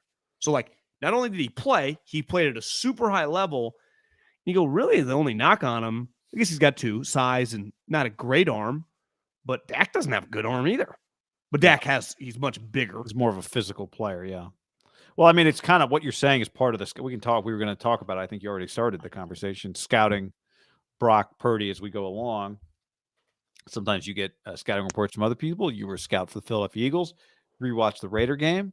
Because everything you just said to me, or to us, to all of us in this community, everyone likes to have a community on their podcast. But everything you just said is an explanation for why the guy, and I think what is most jaw-dropping about Brock Purdy is that he looks, to me at least, It's how comfortable he looks in what should be for most people a little bit of an uncomfortable situation. We've watched Jimmy Garoppolo try to get more comfortable over the course of his career. Trey Lance looked very uncomfortable early in his career. Brock Purdy looks extremely comfortable. I would say that if you said, what's the overarching thing? Like, you've watched Brock Purdy, what stands out? I'd say, how does he look this comfortable? I would say one thing I noticed from a positive standpoint is in the pocket, he is not looking at the rush. Like, there are plays when the rush is clearly coming and he's got to scramble. I'm just talking in the pocket when he might get hit or might not get, part of just playing quarterback, completely unfazed and doesn't look scared of what's oncoming. He's so accurate as a pocket passer. One just thing I jotted down, he's hitting everybody in stride. Like, not hitting them in stride. Even just basic plays. Like, there was one crossing route to Juwan Jennings that kind of hit for a bigger play that was a good schemed play. Those are the type plays that Jimmy was just so hit or miss sometimes. Like, you'd have to stop or you'd have to jump and all your momentum would stop, and then you'd get tackled when it should have been a 25-yard gain, but it'd only be 16 yards. In the grand scheme of things, while you're watching, it's like, well, whatever. First down, move the chains. When you watch him play, they're getting all these extra, not the yak bros where Debo's got to make 7 guys miss or, Ayuk has to run around a guy, where the play is there to be made and you're going to get extra yards if you just hit him like good quarterbacks do. He does that all the time, guy. All the time. I mean, his accuracy in hitting guys as they are not breaking stride is phenomenal. It really is. When you were scouting college guys, was that part of the grading? Like, completed passes obviously are all completions, but like on target versus, I mean, I don't think players are different sizes and all that kind of thing. But yeah, I mean, maybe it would have been something I would have personally done as time would have gone on, and I think about it much more than since we've been doing it. Part of it is just like, I'm a much better scout now doing what we do, just because think of all the different players we've seen over the years. Part of like, it's experience in any business. You kind of know, like, yeah, I could see this working or I couldn't see this working. Just think of all the quarterbacks we've seen in our time, like watching all the Raiders and Niners teams, like of just, Derek. Anyone can scout. And one thing I learned, like when we'd have free agent meetings, no one asked my opinion on like Ndamukong Suh or Haloti Ngata or, it's like my mom could watch fucking Randy Moss in his prime. You're really evaluating Derek Carr on down, right? That's where you make your money. And that's most of the players, right? And, I think Derek and Jimmy are pretty good barometers of like, these guys would start on most teams, but do you really want them? And then once you don't really know until you see someone else, right? And I always thought pretty highly of Jimmy, and I do. But you realize kind of how flawed he was as a passer for a guy that's supposed to hang his hat on quick release accuracy. Clearly that ain't his deal once you watch Purdy. Well, quick release is his deal. It's his deal, but part of like quick release and just get the ball to the guy and let them make plays. Well, he throws it all around. So it's like they make plays, it turns out, because I don't know, Debo's one of the great playmakers in like the history of the league through his like couple years in his prime. I mean, Kittle is an all-time yak tight end type player. You watch Purdy, it's like, I think Purdy could play with a lot of different players, right? He wouldn't be caught to one. Like, he doesn't need Debo. Now, I'm not saying you don't want Debo, but like Calvin Johnson probably wouldn't be his ideal superstar, but no, but even there was a play, I think we mentioned this after the game, on that throw down the sideline to Juwan Jennings. Like, only one guy was going up and making it. And the DB made a good play and kind of knocked it out, or maybe he dropped it. One negative thing I have on him, and he doesn't do this a lot, like he's pretty locked in. He can't afford, because of his physical attributes, to go Rodgers or Mahomes and get casual. On the pass, on the throwback to Kittle, Sanchez I just had the volume up, and I watched it on the condensed version, so you just hear little snippets. Sanchez makes some really good points. On the throwback to Kittle, the corner, Robinson, does a good job, doesn't bite, so he beelines it back, right? So realizes they're going to run this like back crosser behind him. So he beelines back. He ends up making the pick. But Sanchez was like, Brock, fucking rip it toward the end zone. We're only, Kittle, just let him run under it. Worst case scenario, you overthrow him. Purdy, who is clearly not afraid to get hit or whatever, kind of casually threw off his back foot, a little Jimmy stuff, didn't need to. Could have stepped into it. And, he has the arm where he has to kind of let it rip. And if he would have done that, it was fine. He kind of just got, as the kids say, in his bag or whatever. He was just kind of feeling himself. I bet that's something Kyle was like, bro, you need to set your feet and let it rip there. You can't go Rodgers back foot. Like there was a play in the Miami game where Rodgers hit Mercedes Lewis, and it was just like, boop, like way down the sideline. It was sweet. But him and like 3 other guys can do that. Purdy does have to play with his feet set, and because when his feet are set, his ball is pretty good velocity. It's not like 99 miles an hour, but he's not Alex Smith. Like he's getting enough on it on the line, slants and stuff. I would say it's good news that interception was because he didn't throw it as hard as he could. It'd be bad news if that throw initially live, I thought, oh my God, he just tried to cut that loose, and that's as far as he kind of throws with his feet leaning back. Like he's not talented enough to do that. I wonder if he thought that thing was a walk-in when he let it go, because you could I just remember Sanchez reacts like, oh, like I think everyone thought on TV, on the TV broadcast, you can't see where he's throwing the ball at the moment where he drops back, which but everyone reacts like Kittle must have looked. I haven't seen the L22 of it, just wide ass open, right? I wonder if he thought. I think the DB. Well, the DB was up more, and then turned around and just went straight back, right? Yeah. I wonder too. This is one of those classic ones. This is where you need experience in the league. I bet in practice it was just a lollipop. Whoop, right? Just throw it up there, wide open. And just all you have to do is make sure in this offense, Brock, just hit him. So worst case scenario, gets tackled. We just like completing this pass. We scheme this guy open. We've missed this pass 80% of the time over the years. Maybe he overthrew it in practice. Who knows? But to me, it's just some of his wayward passes, I noticed just feet not set. I don't think in his mind he's like getting casual, but just maybe loses focus a little bit, because when he's locked in and like his feet are set, everyone's in stride. Bing, bang, boom, boom. Like rewatching Stidham, I do get like Stidham's got some physical tools, right? Big, can move, big arm. The one pass he threw to Devontae for the touchdown where he's scrambling back, it's kind of like it's one of those like, damn. Like rewatching that, on that play. What? Took a hit on that play. Crushed. Hufanga. Yeah. But this is what it shows you. Like, if you just put it in a vacuum, Jarrett Stidham is physically superior to Purdy. Taller, bigger arm, bigger prospect, the whole thing. But then you watch Purdy play, you're like, that's just, and I'm not taking, Stidham was good in that game.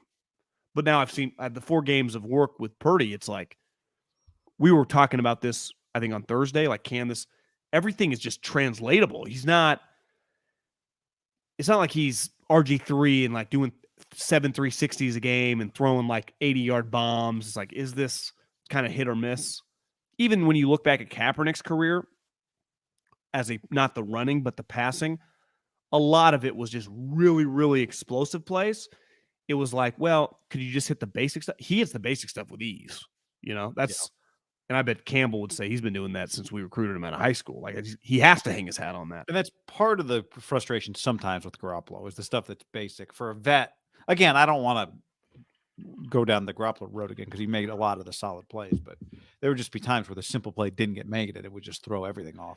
And that's where, to me, like that, the Cousins group is where, I throw Derek in there, Dak. That's that group, like, given, obviously they can have like top 5 weeks, but over the course of the year, they usually land between like 9 and 13 range, right? Give or take. That you can win pretty consistently in that range if your coach is good and your team's solid. And I just think Purdy, like, I do think he has some skills to translate to potentially be in that world, because unlike Cousins can't make something out of nothing. He's not a good enough athlete. So he can't throw off platform. Like Dak can. This guy can. Now, Dak, before the ankle injury, right, was this guy's not a running threat, but he knows that. So he doesn't. Honestly, he does that. Running is the throwaway. He does the blind. He's done it a couple times now where his back is to the defender. He steps right, only knowing that he's going to step left. And I wonder if one guy's going to bank on that move at some point and hit him from the blind side, but he's going to get hit for sure. But wouldn't you imagine he's done that? Like he learned that move against Baylor and other teams over the years, right? Yeah, like he didn't just. I doubt he just freelanced it in the league. It's just a dicey move because the time it doesn't work is going to be a 12-yard loss. Well, it's going to be fucking Micah Parsons or Hassan Reddick. Yeah, I mean it may be. I don't. It's great that he's got it in the bag. I don't want to see it every week. Well, I'll tell you this. What if it's round 2 and you're playing Micah Parsons and he doesn't bite and he slams you, the ball comes bouncing out, and then Sam Williams picks it up and goes to the house and you're down 10-0. But, if that's the worst thing that happens, that's a terrible thing. But it's the overall on the balance. I'd be curious, like, if you were still scouting in Philly, what you guys or, what the guys who scouted him are saying. I bet there's a lot of, I knew it, man. I just knew it being said in some of these scouting departments.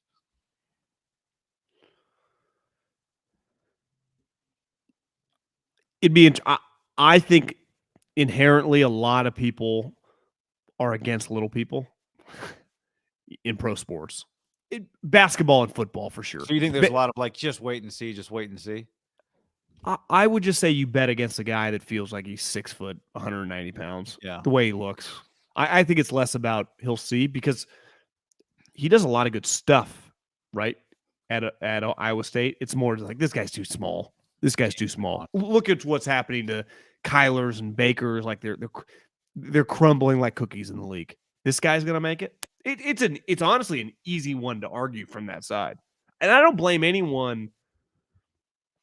Shit, the Niners. I mean, they could have taken him in the 4th. I mean, it's not like they thought he was going to be like Trey Lance's back. It was Mr. Relevant. 263. And one thing we know about Kyle, you do get credit for, because one thing it does show that they liked him, right? When you pick someone, that means you liked him in the building.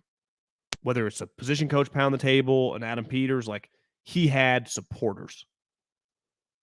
And usually that one guy supports hard enough, and enough people are kind of like, okay, we like this guy too. Yeah. But like 40 picks before, Kyle Shanahan could have stood on the table and be like, we're not taking Tariq Castro-Fields. Brock has lasted this long. We're taking Brock Purdy. Didn't do it. So now part of football in the draft is a market value. I know, but what I'm saying is we've seen with Kyle before when maybe it was the lesson learned from CJ Beathard. The one position that doesn't have the value just matters less is quarterback. No one ever says we overdrafted him in the 6th round. Put it this way, right? Purdy was not allowed to play the rest of the season. Removed from the Niners, he was going in the 2023 draft. Where does he go? Well, he doesn't go first. No, but this film exists. Like you've seen him play for the Niners. He goes in the 1st round. You think so? Top 20. I think so. You think he goes in the 1st round? I do. Yeah. I was going to say he does not make it past the top 50. Because I still think there would be people like, oh, they got a loaded roster. They got Kyle. We got a defensive coach. Yeah. Well, he wouldn't get past. Does McVay have a 2nd round pick? He wouldn't get past McVay. Or no, because they were denied for McCaffrey. That crossed my mind today, too, watching the games. Like, what if the Rams would have landed him? Would they have regretted that? What a waste that would have been. Yeah. Right. Or maybe they'd be a Super Bowl contender now. But also what's fun about sports, like for as cool as it is to do the little exercise, where would he go? He went Mr. Irrelevant. That's forever his story, which makes him kind of way more interesting. Honestly, like what makes Dak and Cousins so they wouldn't be as fascinating if they were like, Cousins, fuck, well, what do you guys think? He's the number 2 overall pick. Dak went 3 right behind, I'm trying to think of like some sweet player, but I think Dak was in Derek and Jimmy's draft. Well, what's funny is no, he was a couple years later. He was in Goff and Wentz's draft. I said Brock Purdy's living Tom Brady's dream, which of course is a joke in that Brock Purdy got to lead a comeback win for the 49ers. Like that was always Tom Brady's dream. But Tom has all these rings, so but like he was drafted closer to Tom Brady than any of these other guys. Like that he and Tom Brady share, right? Yeah. That they share. I'm not saying anything other than that experience of being drafted late, being drafted in the 5th, being drafted dead ass last is pretty crazy. I mean, well, if he started the whole year, There might be someone close to the 49ers that texts me, not on the staff, but kind of on the staff. Several weeks ago, like, we'd only have one loss if this guy had been the quarterback the whole time. You start looking at the numbers, like, would he have thrown for 35 touchdowns, or was there bound to be regression? That's what kind of makes this whole thing so fascinating. I keep getting farther and farther away. Like, I don't know. It seems translatable what he's doing, guy. Right. I know. I mean, he's the first rookie quarterback to start 4-0 since. Do you know this one? First rookie quarterback to win it sorry, let me rephrase it. The first rookie quarterback to win his first 4 straight starts. Lamar Jackson. Further back, right division. Roethlisberger. Ben. Okay. 04. Ben, week 3, takes over. He wins his first 4 games. Do you know what his starting record was that year? Well, I mean, I think that team was the number. They were like 15-1, if I remember correctly. Yeah. He went 13-0. He did not lose a start. They lost week 2 when he did not play. Or maybe he actually came in for Tommy Maddox week 2 and they lost. And then he won the next 13 games. In fact, it was so good that he was inactive week 17 because they were like, bench him. They had the number 1 seed. So that year, I'll just give you some like numbers here. He was 163, 174, 231, 193. Like, Ben was never really that year. You know, we have to go back. Can I give you a guess on how many touchdowns he threw? Yeah. So he started 13 games, but he played 14 because he sat the last one, so he played in kind of Purdy-esque in that the game that he debuted in, he actually played most of it. Like, Tommy Maddox only completed 4 balls that day. So KO'd early. I'd probably guess under 20 touchdowns. Yeah, 17 touchdowns, 11 picks. Guy, this guy has 10 touchdowns in 4.5 games. 10. Now, he never threw the ball. We have to acknowledge one thing, kind of a different, 04 was a long time ago. He did not throw the ball as much as, like, do you have Purdy's game log in front of you? No. 1, 2. So he threw, maybe it was actually kind of Purdy's throwing 25 attempts. Purdy is not throwing it 45 times a game, is he? No. But even, like, I'm just looking, like, week 8, 18 attempts. This is Roethlisberger, 16 attempts, 17, 19. You're right, though. Ben played kind of in a different era. Like, he only threw over 32 touchdowns like 3 times in his career. So that's a little different. But, Kyle would have fit in that era. He had a 300-yard passing game, just one. He actually only had 2 games in 13 starts over 200 yards passing. 2 starts over 200 yards passing that year. Brock's, I think, had 3 straight over 200 yards. Yeah. So, and the Dolphins game, right? So 4 out of the 5, Brock's been over 200. Is that right? Yes. Well, definitely. I mean, he's been obviously the Tampa Bay game, obviously this last game against the Raiders. Yeah. So the Raiders was 284, 234, 217, 210. So, it's a little different, but 5th straight game with multiple touchdown passes. Second longest streak by a rookie since the merger. Justin Herbert has the record with 7. Did it in front of no fans in 2020, but whatever. It's translated well. Yeah. And multiple touchdowns in each of the last 5 games. The only rookies to do that and win all 5 games in NFL history, him and Dak Prescott. All guys that played a lot, and 3 of the 4 of those guys were, Ben was a first rounder, but not a big school guy necessarily. Justin was first rounder and a big school guy. But I think what parallels Ben and Dak is they went to pretty sweet teams. Because I remember Tony being so devastated on his injury because he's like, this is the best team I've ever been on. Remember, he thought we finally have a defense. Our offensive line's good. And he was devastated because he's like, this is my time. Like, this is when I shut everyone the fuck up. We're winning big. We're equipped. And Dak came in, and that year, actually, Aaron Rodgers beat them in the I looked because I was thinking about the Packers, so I did some Googling. In 2016, the Packers started 4-6. They won their last 6 games to go 10-6, get in the playoffs, win the division. I forget, they beat the Giants on Miami Boatgate the first round. They went on the road to a 1 or 2 loss Cowboy team who was clearly, again, the best Cowboy season of like the last 20 years in a regular season. Everyone was picking them to like make a legit run. Rodgers beat them. Probably the worst Jason Garrett loss, given the hype. Last year was pretty big. Then they got blunt. Then they got killed by Matt Ryan and Kyle. What happened that year? Because they were 1-2. They were 4-2. Then they lost 4 straight. I think something happened to Rodgers. Yeah. Let me click on a box score. I'm just saying the last time they got hot, they, made some noise. Well, dude, it's terrifying. I think they are. I mean, but this is the way it is. Like, it's just. Sorry. But to Roethlisberger and to Dak. Rodgers played. Andrew Luck beat him. They both got to do what we thought Trey Lance was going to do. Go to a sweet-ass team, ease into your career, and then become a guy over time. It's honestly what everyone thought. It's like, God, is there a better spot to go to? Debo, Ayuk, Kittle. This guy, Juwan Jennings, made sweet plays. You got 75 running backs, even after they were all hurt. It's like, trade for McCaffrey. Cool, let's do it. Trent Williams, almost retired, then decided to come play for Kyle and become, I don't know, the best player we've seen ever for the 49ers. Nobody ever talked about Trent Williams when he was on the football team. Nobody. How is that possible?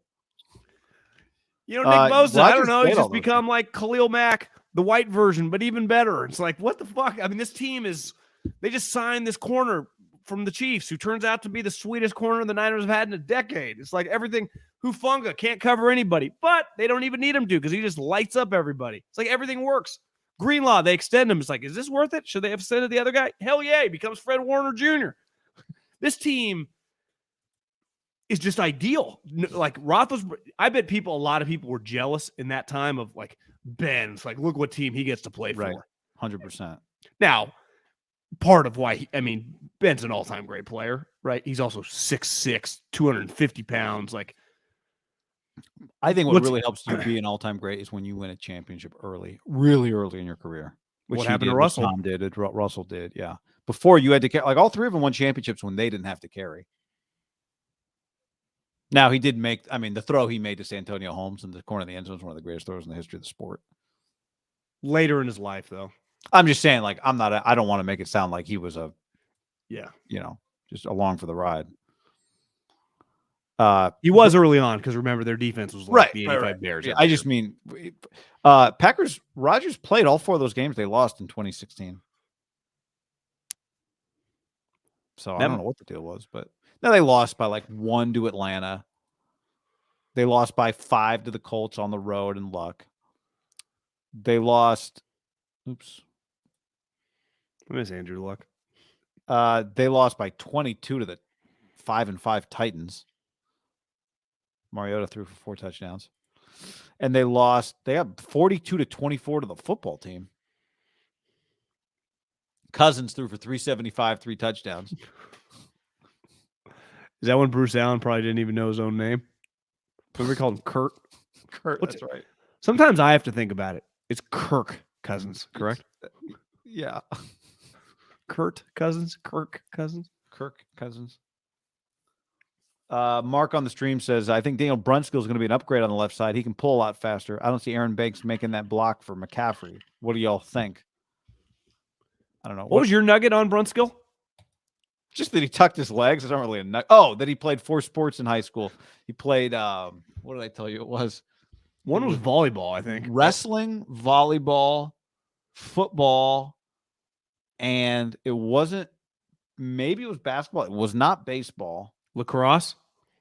I thought it was maybe lacrosse, yeah. They play lacrosse down in San Diego high schools. Some of the guys I went to Cal Poly with were big lacrosse guys. Football, lacrosse was like their rotation. Right. Like lacrosse substituted baseball for them in the spring. Good hand-eye. And volleyball was the winner, so it would make sense. Volleyball he definitely played. Volleyball, lacrosse, wrestling, football. Yes, those are the 4. Brunskill was a tight end, I think, originally at San Diego State, and then he got big. If I'm thinking, or it makes sense. Johnny played volleyball and lacrosse and wrestling, so he had to have been, right? Brunskill went to San Diego State, correct? Yeah. Yeah. He is the Joe Staley track. You know what's crazy about him? Like when Aaron Banks was laying there for a split second holding his knee, I was like, that's not good. And then you realize their backup guard, I can't imagine many teams at this point in time in the season have a better backup guard than a guy that started in playoff games, Super Bowl. It's pretty crazy how comfortable they are with that individual. I think it's pretty crazy how comfortable they are with that rotation. Which one? Well, just the fact that they like every week, it's like, yeah, we'll just use, sometimes it'll be one, sometimes it'll be other. We'll move a guy over. Just the way they use their guard, like they're just pretty comfortable with Banks out of nowhere, Burford, Brunskill. Yeah, the fact that they just, like, it's just been, like, that's what they lose, right? It's just the ability to kind of manipulate their lineup. Do you think many guys in NFL history have gone from San Diego Fleet to starting in the Super Bowl in the same year of football? I think it hasn't happened, right? The AAF. Wasn't he like the only guy, him and PJ Walker, the only two guys out of the league? If you factor in XFL, US, just over the years, how many guys went from playing in one of those type leagues to then starting for the Super Bowl team that same calendar year? It's got to be a small list in the history of the sport. Yeah, Tyler Klutz didn't go to the Super Bowl with the Cowboys or the Browns or something. There were players that made it up, but that was the XFL. No. Klutz played in the UFL. United Football League. Yeah. I told Howie Roseman, I said, if Tyler Klutz ever plays a snap in the league, you can take my salary. 3 weeks later, we're playing the Bears. He's a starting fullback for Jay Cutler. I think caught a touchdown. Did Howie say something to you? Well, yeah, because our fullback had shattered his leg and we needed one 3 weeks ago. Said, what did he say? Well, he's like, yeah, well, we don't. I was like, I mean, did he say something once it happened? Like, I'm taking joking, but kind of serious. Because in fairness, Tyler, remember, like had like three, like looked pretty good. Started for the Cowboys. Remember, he played multiple. I think he played like 5 or 6 years for the Cowboys. When I got to the Eagles, he did not exist in a system. And in football, the system incorporates every college football player basically ever that has a Bulls. He always tells that story because I work with him, but he's a Fresno State guy, great guy, and I worked with him for a few years. There was a time when he was like, he was in the UFL and like doing a Fresno State pregame show. This is before he was in the NFL, but he was out of college. He was like, well, he played defensive line in college. Yeah. He did not play fullback. No. But he tells that story about how like people, I think it was the Browns maybe, didn't know who he was because he wasn't in the whole computer system. Yeah, no.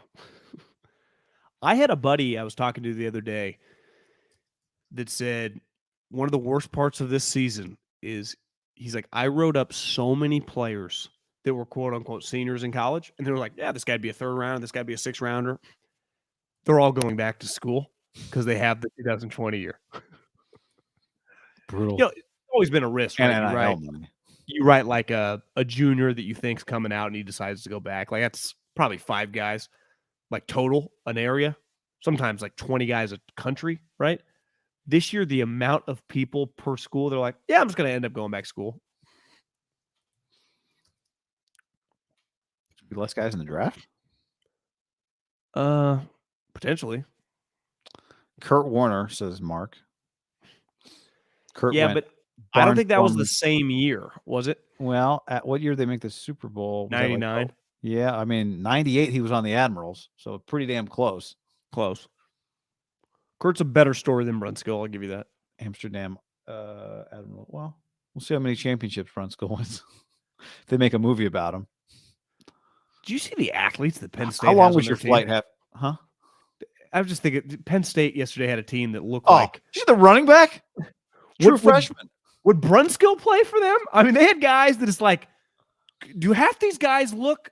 I have a buddy that went to Penn State. He's like, if this quarterback they got coming up the pipe, they're a top 5 team next year. Like all these dudes are rolling back. Their body types look like is that Greenlaw? I mean, did you see that fucking linebackers? How does James Franklin not win 12 games a year? You see the guy that wears 0 for them? Best 0 in the Penn State uniform looks incredible. One of their linebackers looks like so good. That team speed they had was just. I know. I guess their backup quarterback. I think supposed to be like there was some debate before the year, like should we just move on from Sean Clifford and just let this guy start? And obviously they didn't. They won the Rose Bowl, but I was told if this backup guy is what they think he is next year, they could be a, because he was just a freshman. Good. I mean, the eye test it looks the part. They feel like Ohio State. Does Michigan feel that as talented as them? I think Michigan feels pretty talented. Yeah, I mean, you don't think so? Well, no, I'm not saying Michigan does not feel talented. I'm saying Penn State feels like Georgia, just body types. Yeah, they looked good. I thought their body types were eye-opening. How fast and big everybody was. Assad says, "What are your thoughts on the Booty situation in LSU?" Well, I follow Rosenhaus on Instagram. He had his arm around him, and the guy had his pen to the paper. Wait, Rosenhaus? So Rosenhaus. Sorry, not Roseman. Yeah. So Drew just signed Boutte. Well, did you see he was going to transfer portal? Then he said, "I'm coming back to LSU and playing one more year for Boutte or for Brian Kelly." And then it got announced like a week or two ago, like, I'm going to the league. Yeah, but you've seen this. Have you seen the backstory? Like, I have not seen any of the story. I just followed the different, like, he went like. Are you aware that there's like a message board rumor out there? No, what is it? The message board rumor out there is that a few assistants, like 3 male assistants, 1 female assistant, were involved in some sex party somewhere on like a road trip or bowl game or I don't even know what. When you say assistants, you mean LSU, like coaches? LSU assistant coaches. Yes. Or like maybe not coach support that. It's not exactly clear. I don't remember. I just read like the message board recap of like the rumor. It's a rumor. I'm speaking in rumor here. Okay. I'm peddling. It's almost like this rumor got out and Brian Kelly said, "You got to leave," type deal. That some people think like that's what's happening is that they're which I mean, good players don't get forced out for sex parties, but that the story is just so bizarre. It involves a lot of people from different, you'd say, like tiers of responsibility. That I think I don't think Assad's going like, where do they go for his catches next year? I would say if the recruiting coordinator was in some orgy with the star receiver, is the recruiting coordinator going to survive with Brian? No. That'll be a big no on that. It doesn't feel like what Brian Kelly that was going to go over well, right? With those assistant staff members going into his office to explain what happened that night in the dark orgy room. Allegedly. Thank you, Mark. Allegedly. Jim Harbaugh, Bruce Feldman, among the reports that if Jim's offered an NFL job, he'll take it. Which is too bad, John. I think Jim serves a greater purpose for the sport at Michigan than he does in the NFL. But I would also understand. My question is, would he take the Cardinals job only to spite the 49ers? Would you see who talked to him today? The Panthers. Did he have contact with the Cardinals? You read that somewhere? Oh, no, I didn't. I'm just thinking of all the jobs that are out there. I think Denver, Jim plus Russ would be very interesting. How about the Colts, Jim plus Derek Carr? Yeah, that to me is the one that I see. Did you see Joey Molinaro's video pretending to be Jim Irsay and Jim Harbaugh? Very good. These conversations, like him and Tepper, what would you pay to listen to that audio? Would you pay $500? Because I might. I mean, like if you told me it cost $1,000 and we each put in a $500, I'd be like, yeah, that's a good use of money. I would love to hear Jim in a conversation that matters, where Jim is not the clear superior. That's what I want to hear. Yeah, where he can't just kind of alpha his way. Even though I've seen clips at Michigan, I do wonder if he's chilled out a lot the last several years. Did you see that side-by-side of the same thing happened to Sark and Harbaugh? I did not see the Harbaugh. Well, obviously Sark wanted to kill the kid. I have a take on that, yeah. Same guy did it to Harbaugh. No, I mean, not same guy, different game, right? Yeah. But same thing happened. The guy kind of puts his hand on Jim, and Jim's like, 2 more minutes? And the guy's like, yeah. The guy's like, yeah, a couple more minutes. And Jim's like, okay. It kind of gives him like, it's like, but someone put it side by side. It's like, it was, again, you're in those situations. That guy's always standing there. I just think Sark is an all-time just phony fraud. Not even as a person, but just the hype machine on him. Mainly it's because the media loves him and his teams. What happened to him? Played DuBois. What were they down? 17 points in the second half?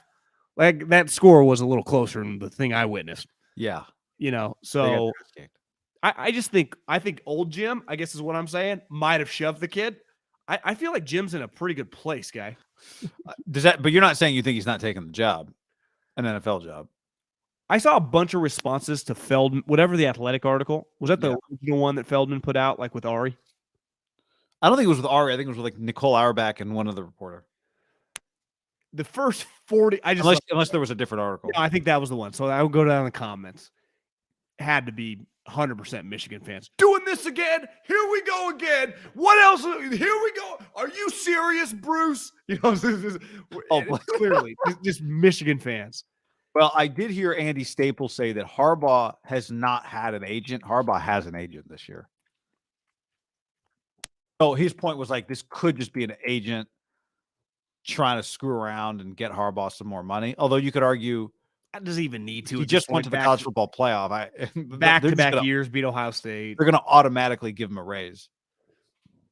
I think from a Michigan perspective, because there's a decent chance he's going to have several offers this time around.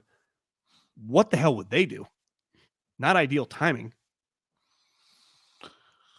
Row the boat. I don't think you can hire row the boat, can you? Just have Jack Harbaugh do it for Jack you. Harbaugh. I met Jack Harbaugh one time at a Michigan game. He was very cool. Very cool. Sonny Dykes was talking to him at a party. I guess their you text me that story. Their OC, I think their play callers has become pretty well established in their program. So maybe him. I heard somebody say maybe Chris Kleiman, the Kansas State guy, would be a fit at Michigan. Scouting buddy that went through there fucking loves that guy. My question with this is the kind of team, that's what kind of program Michigan wants to be. It's like, yeah, but can he recruit the 5 stars? Because contrary to popular belief, 5 stars do not recruit themselves to your major football program. Like, you do have to go get them and keep them. So you do have to recruit those guys. Well, really, clearly, Jim, the portal, Jim figured out the portal pretty well.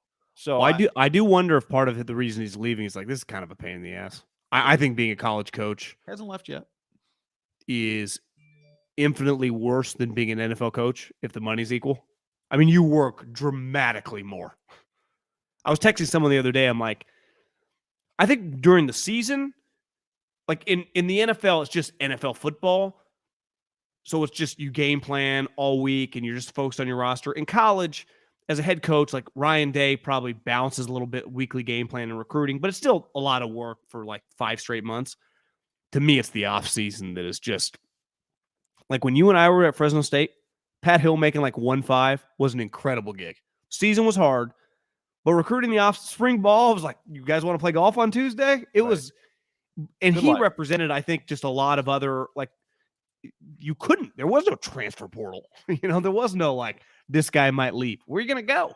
It's you don't have to worry about NIL. I wonder if it's when you're in it and you see some of these people that ask you, some parents look at you and so and so is offered, especially Jim in a weird way is an old school guy. When a guy looks at him we have $800,000 from Penn State. Will you give us 9? And I just think that it's probably weird for some of the older guys. Also, I would say, just fundamentally for Jim was in the Super Bowl, lost to his brother. Maybe Jim wants to go win 15 years too. Yeah, maybe Jim wants to go win a Super Bowl. Now, you could argue, I think they're pretty close. They're in good position right now. I don't think their run would be over in terms of pursuing the national championship, especially the playoffs about to expand. But maybe Jim wants to win a Super Bowl. Didn't do it as a player, played a long-ass time in the NFL, was in the Super Bowl, lost to his brother. Maybe he just wants to go win a Super Bowl. I think he's done more than enough now. The second year beating Ohio State, getting him back-to-back years, getting the program really, really respectable. You can be hurt, I understand, but I don't think you'd be mad at him. Who knows? He could come back. To me, the Colts makes a lot of sense, and I think Derek in a dome. Jim, you're in our Ring of Honor. About that. I only played there for 3 years.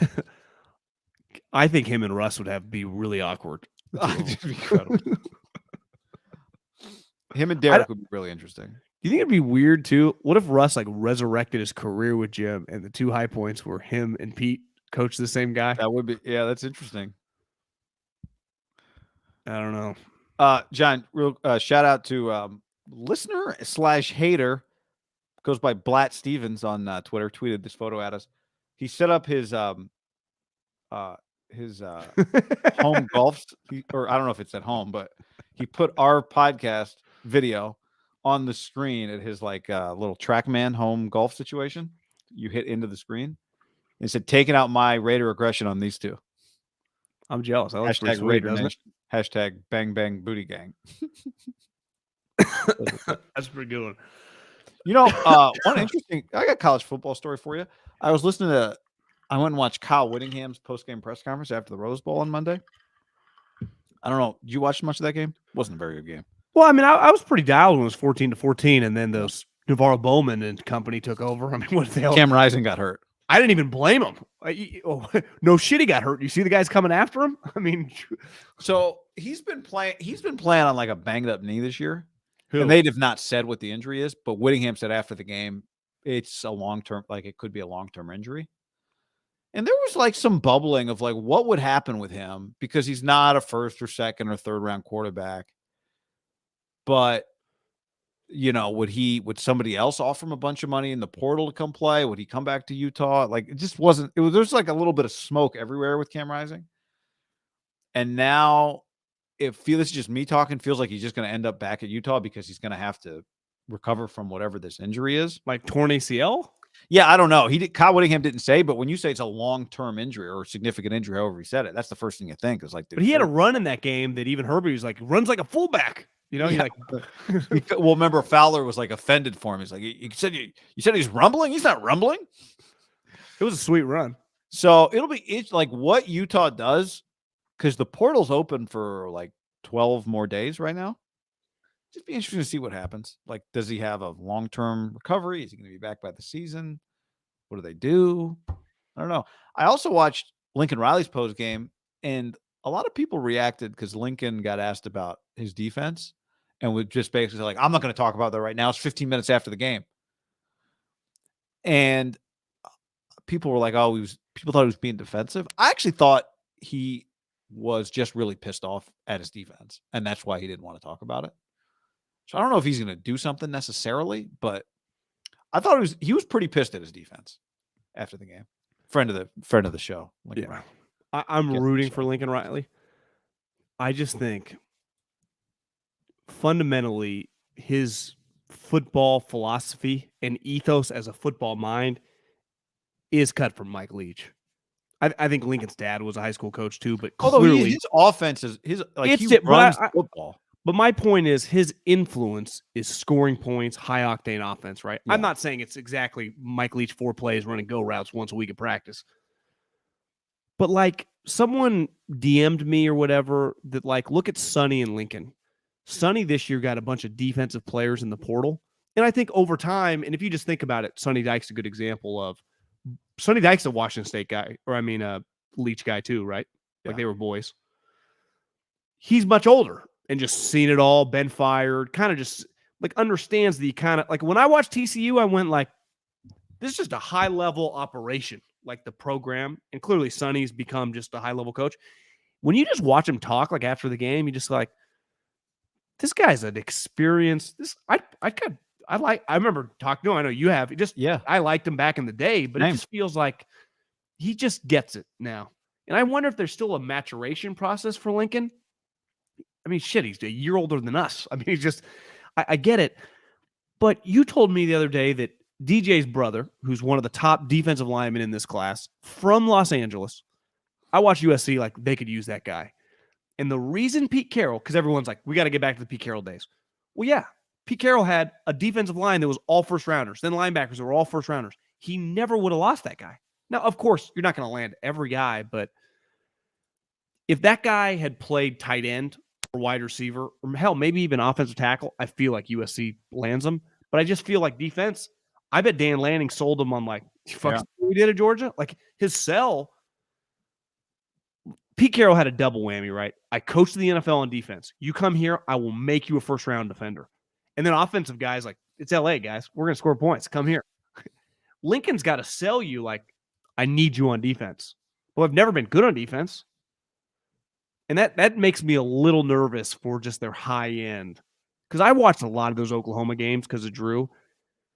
It was a little bit better version of what I witnessed yesterday, but it had some similarities. I just wonder if it's going to be a little more difficult for him to build like, because who is Lincoln really competing against? 6 other teams? I mean, besides like he's got to win his league, but I just mean like once you get to the national championship, Michigan, Ohio State, 2 or 3 of the top teams. Are you saying to win games or for recruiting? I'm talking about to be a champion. Yeah. Because he's still going to recruit against like Lanning, and I guess you could argue Lanning is going to be competing for national championships too. But my point is, like, when you're at Ohio State, when you're at USC, when you're at Alabama, you just view it like we got to beat like 4 or 5 teams once you get to kind of, obviously you got to win conference games, but I mean that's on you as a coach and your program. He's going to be more talented than basically every team he plays in the conference, beside maybe Oregon, and Utah just has maybe a coaching equal, but it's going to be once you get to the playoffs, which he easily could next year. He's got the best quarterback. I mean, some of those throws Caleb made yesterday was like, this is absurd. He's got the best player in the country, but are they going to be good enough to, like, they would have got destroyed by Georgia or Ohio State. And in fairness, it's his first year, but like, can he flip it next year where they are close to that level defensively? It doesn't feel like it. And again, I don't follow recruiting, but that guy is a good example. Like, they didn't land a guy that clearly they would have wanted and probably starts. Like, is Ungole more than likely playing next year for Oregon? I've never seen a snap. I would bet yes. Right? I would bet yes.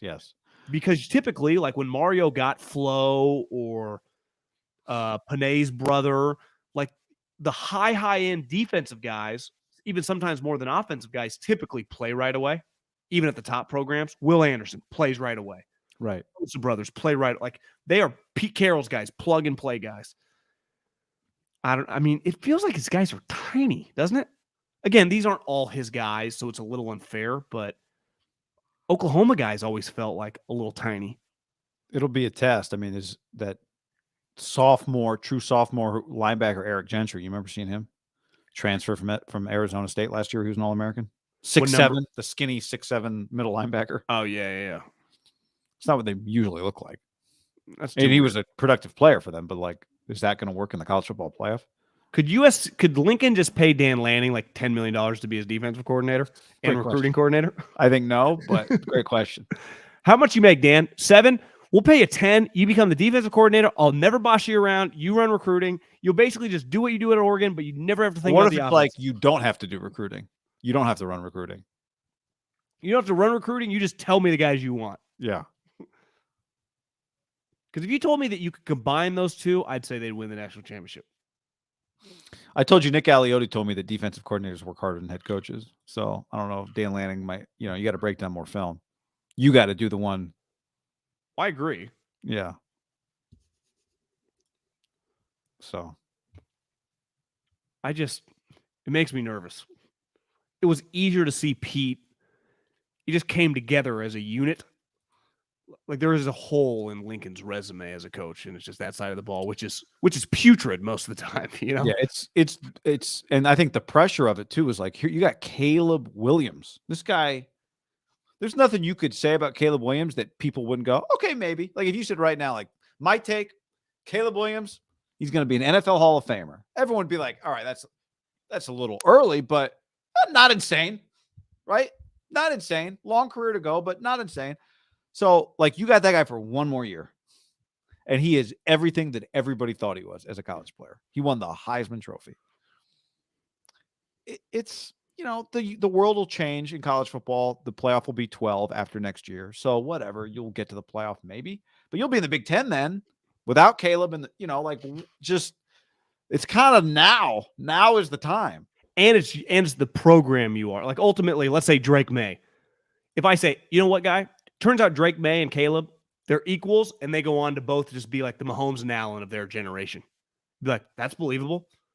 But no one's thinking like, Mac Brown, you got to win a natty with Drake May. It's like, Mac, if you win 10 games next year with Drake May, that's an incredible year for North Carolina football. Everyone at USC is like, can we win the national championship next year? Right? I mean, that's because I'll say this. I watch Penn State. After TCU does it 10 years removed from the Mountain West. I watch Penn State and I go, how many of Penn State starters on defense would start for USC? I'd be like, potentially 11. I know. I know. You would say at minimum 8, and you'd feel pretty confident saying that. And they're a team probably, now in fairness, they're going to have national championship preseason hype, right? People are going to pick Penn State and that's the thing. Like, okay, let's say that's Jim's gone. Let's just say Penn State. Jim and Stroud are both gone. I mean, Stroud Yeah. is gone. Stroud is gone. It feels like Jim's Harrison gone. back one more year. Smith and Jigba gone, right? Yeah. You never show Marvin. Where's Marvin? It's weird, I know. I mean, I know he's a low-key guy, but that he named his son after him, so it's not like he was totally hiding. Typically that guy, Emmitt Smith, whoever it is, Jerry. just gets Rice. Shit, I mean, you can't watch a 49er game. If they don't show Jerry, he just must not be there. Prime just like, fuck it, I'll be the coach. My kids. So, what if Prime beats Lincoln Riley year one? They're a huge wild card in this whole mix, aren't they? They are. They are. Is Travis Hunter going to go both ways in the Pac-12? That's what I want to know. I hope so. You got to try that, right? I got a little note here. Yeah, they play each other. I don't know where the game is. I mean, Colorado only opens with TCU on the road. They're going to lose maybe a lot of guys. They're going to lose a lot of guys. Don't they open with Nebraska? No, I think that's week 2 or 3. So Colorado plays TCU and Nebraska early. That's their non-conference. Yeah, and then one other, which I guess the other game, whatever it is, Weber State or something, could be their opener. I'm not exactly sure, but if you had to place a bet right now, like you were the book, what would you? And obviously, we don't know that much, right? Just how their coaching staff actually looks and what these players look like against other equals. What would you set Colorado's over/under win list? Like, is it a fair number to think they're a bowl team, or do you think they're like dwarf that? I think. Oh no, I think I would put it at like it's tough because you don't really know. I mean, to me, if they were to win like 6 games next year, I would consider that a success. Because I know some people are like, could they win 11? I'm like, I don't know, but to me, if they won 6, I think that'd be pretty successful given how bad they were this year. Couldn't he flip it as fast as Lincoln though? Maybe, I don't know. Lincoln calls the plays though, so you knew you were getting a double whammy, right? The players and the play caller. Lincoln also stepping in at SC where they had a bad year, but they still, at their worst, they had like a legitimate starting college 5 offensive linemen. They had like 5 offensive linemen that USC had recruited and signed, and they all started for him this year, right? Well, it wasn't the running back 26 with the mustache. He was already there, right? Well, he came from Oregon. Remember? Okay. Oh yeah. You're right. But yeah, I think the easier projection was SC because a lot of it's TCU, Nebraska, Colorado State, first 3. Okay, so TCU on the road, Nebraska and Colorado State at home. If he starts 2-1, you'd be. But again, TCU's going to lose a ton of players. I think a reason, like to me, if you told me they win 8 games, I'd say that's a great success. Well, if he were to win 10 plus, he'd be coach of the year, no matter what, right? Taking over a 1-11 program. Yeah. If he were to win 10 games, he'd be like one and done. He'd be like Alabama's next coach, right? I mean, he could be, who knows? Like the SEC big boys would be sniffing around on him after year 1. What would you put if it goes well? How many years he's at Colorado?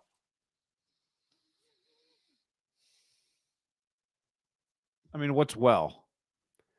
Yeah, like I mean, 7 wins, 10 wins, 5, and by the second year they're like 10-ish wins, competing for the Pac-12. I think not. Like I think if he wins 9, like to me, if you told me he wins 6 games and 8 games, I'd say almost every program has to, with an opening, has to talk to him.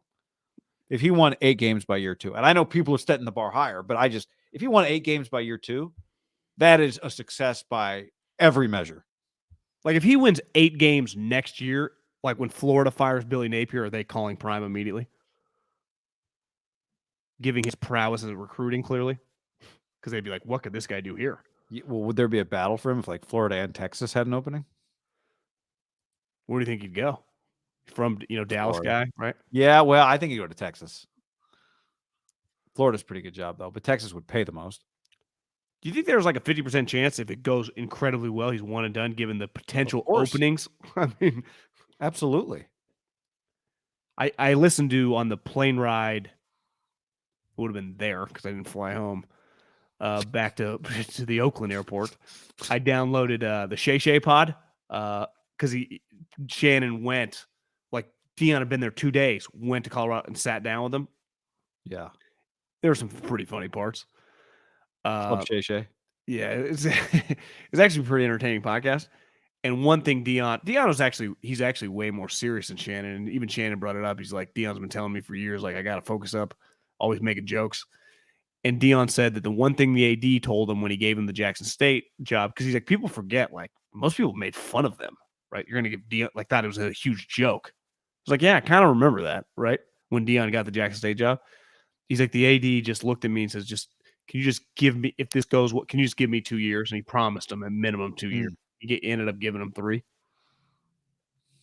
So I wonder if there was one of those. Just give me 2, Dion. Who's the AD at Colorado? Rick George. Colorado guy? Oh, yeah. He was on their football staff. We talked about him back when they won a national championship. It would suck. Because if you got a one-and-done coach and he leaves a good, like, again, unless you're, what's his name, went to Florida State, it would mean that year was so much fun, right? Yeah, I mean, they lost a coach one and done when their year wasn't even that much fun, Mel Tucker. I mean, it was a fine year. They beat Nebraska, which was a big deal that year, but I think they went 5-7. I think you're right. Texas would played for the Cowboys. Would make a lot of sense. I'm actually really excited to watch his son play. I am too. I think Shador, like, it's one of the big. There's some great stories, but haven't you got that spring game before? Yeah, but that's that one could be on Fox this year. I don't know. It's probably not going to come to Haberman. It'll be on Netflix. Not coming to. It'll be on Well Off Media's YouTube. I would shoot that email right now. Like, still in line for the Colorado spring game, right, guys? You want to check? We're just going to run it back from last year. Yeah, what time does Prime want to talk? I know we're 4 months away. Here's the tape of me talking to Carl Durrell. As you can see, very locked in and prepared. Tell Shador I'm coming. Shiloh. What if I just like know his whole family's name? Shiloh, Shador, Dion Jr. Daughter's name? Deandra, I think. Okay. She sometimes has funny posts. Obviously, Dion Jr. does most of his social media. She does ones where he's like, she walks into the barbershop at his house where he's getting his head painted. It's pretty funny the other day. And he's like, no shame in my game. Like, you're not catching. She's making fun of him. Yeah. And he just refuses to be offended. Yeah. The barber's painting his head. Dion was one of us and he left. So none of that's real? No. None of it is real? I think the sides are real. The top is not. Oh. But I think he got the plugs, but it's still relatively, this was like several years ago, so I don't think it's that thick. So they paint sometimes. And his daughter was just laughing, He seems like a good sport for his kids. He said he's never had a drink of alcohol in his life. I did not know that. That's what he said at Club Shay Shay. Wow. When you just are a party naturally, and you are always at the party. Like when you're Dion, you don't need to, like, the party just starts when you walk in. Yeah, you don't need to be intoxicated for anyone to talk to you. As opposed to, who said the party don't stop? What was the line? The party don't start till I walk in. In the meantime, in between time. It's Fabulous, maybe? Yeah, it feels like a late 90s, early 2000s drop. Last thing here, predictions about Trey Lance's future as a 49er, you two. Feels like a YouTube video for February or March, but in jeopardy, I would say. Yeah, I mean, is he a lock to be the number 2 in 2023? I think he is, barring his lack of readiness physically. Yeah, what do you think? I mean, who else? How have you seen another? I mean, yeah, he's their number 2 quarterback. Would they draft another guy in the mid rounds or probably not? They don't have any picks, so I don't think so. No, yeah. David Blau will be their third. You see them signing like their version of like a Dalton Flacco type, for like a couple $1 million and get an older guy in the room with him. Can that guy be your third? You're saying and make that guy your third stringer or your backup? Well, I mean, look at the Jets are a good example, right? They got Wilson, White, who's an older young guy, and Flacco. Couldn't you do something like that? Just have Lance, Purdy, and Dalton. I would take Dalton if I can get him for like $1 million, $2 million. Yeah, I mean, if you're Andy Dalton, you think you can play. like if you're Andy Dalton, you want to be somebody's true backup quarterback because you still kind of think you can play. I mean, look at his team. Like, well, that's what Kyle says. Like, give me the backup. Yeah, but you know what I'm saying? Like a backup where you could replace the starter because, you know, like to me, you'd go to like, I don't know, you'd stay on the Saints. Yeah. You know, so I don't, it's a good question. That guy makes sense. It's the reason like we thought they should sign Colt McCoy or whatever this year for different reasons it turned out. But would he maybe still be an opportunity? You know, coming off an injury. Colt McCoy, you're like, I'm going to go play somewhere where I'm like competing for the starting job, where I got a shot to, you know, I want to go play with Zach Wilson. I want to go play with some rookie who's gets drafted to some play like Mariota. Where you want to go? Colts. Mariota. Mariota kind of disappeared on the Falcons. What was the end result there? Kind of felt like Arthur Smith quit. Kind of blamed him. So someone wrote he pulled a Derek, but where Derek got a lot of credit, he got crushed.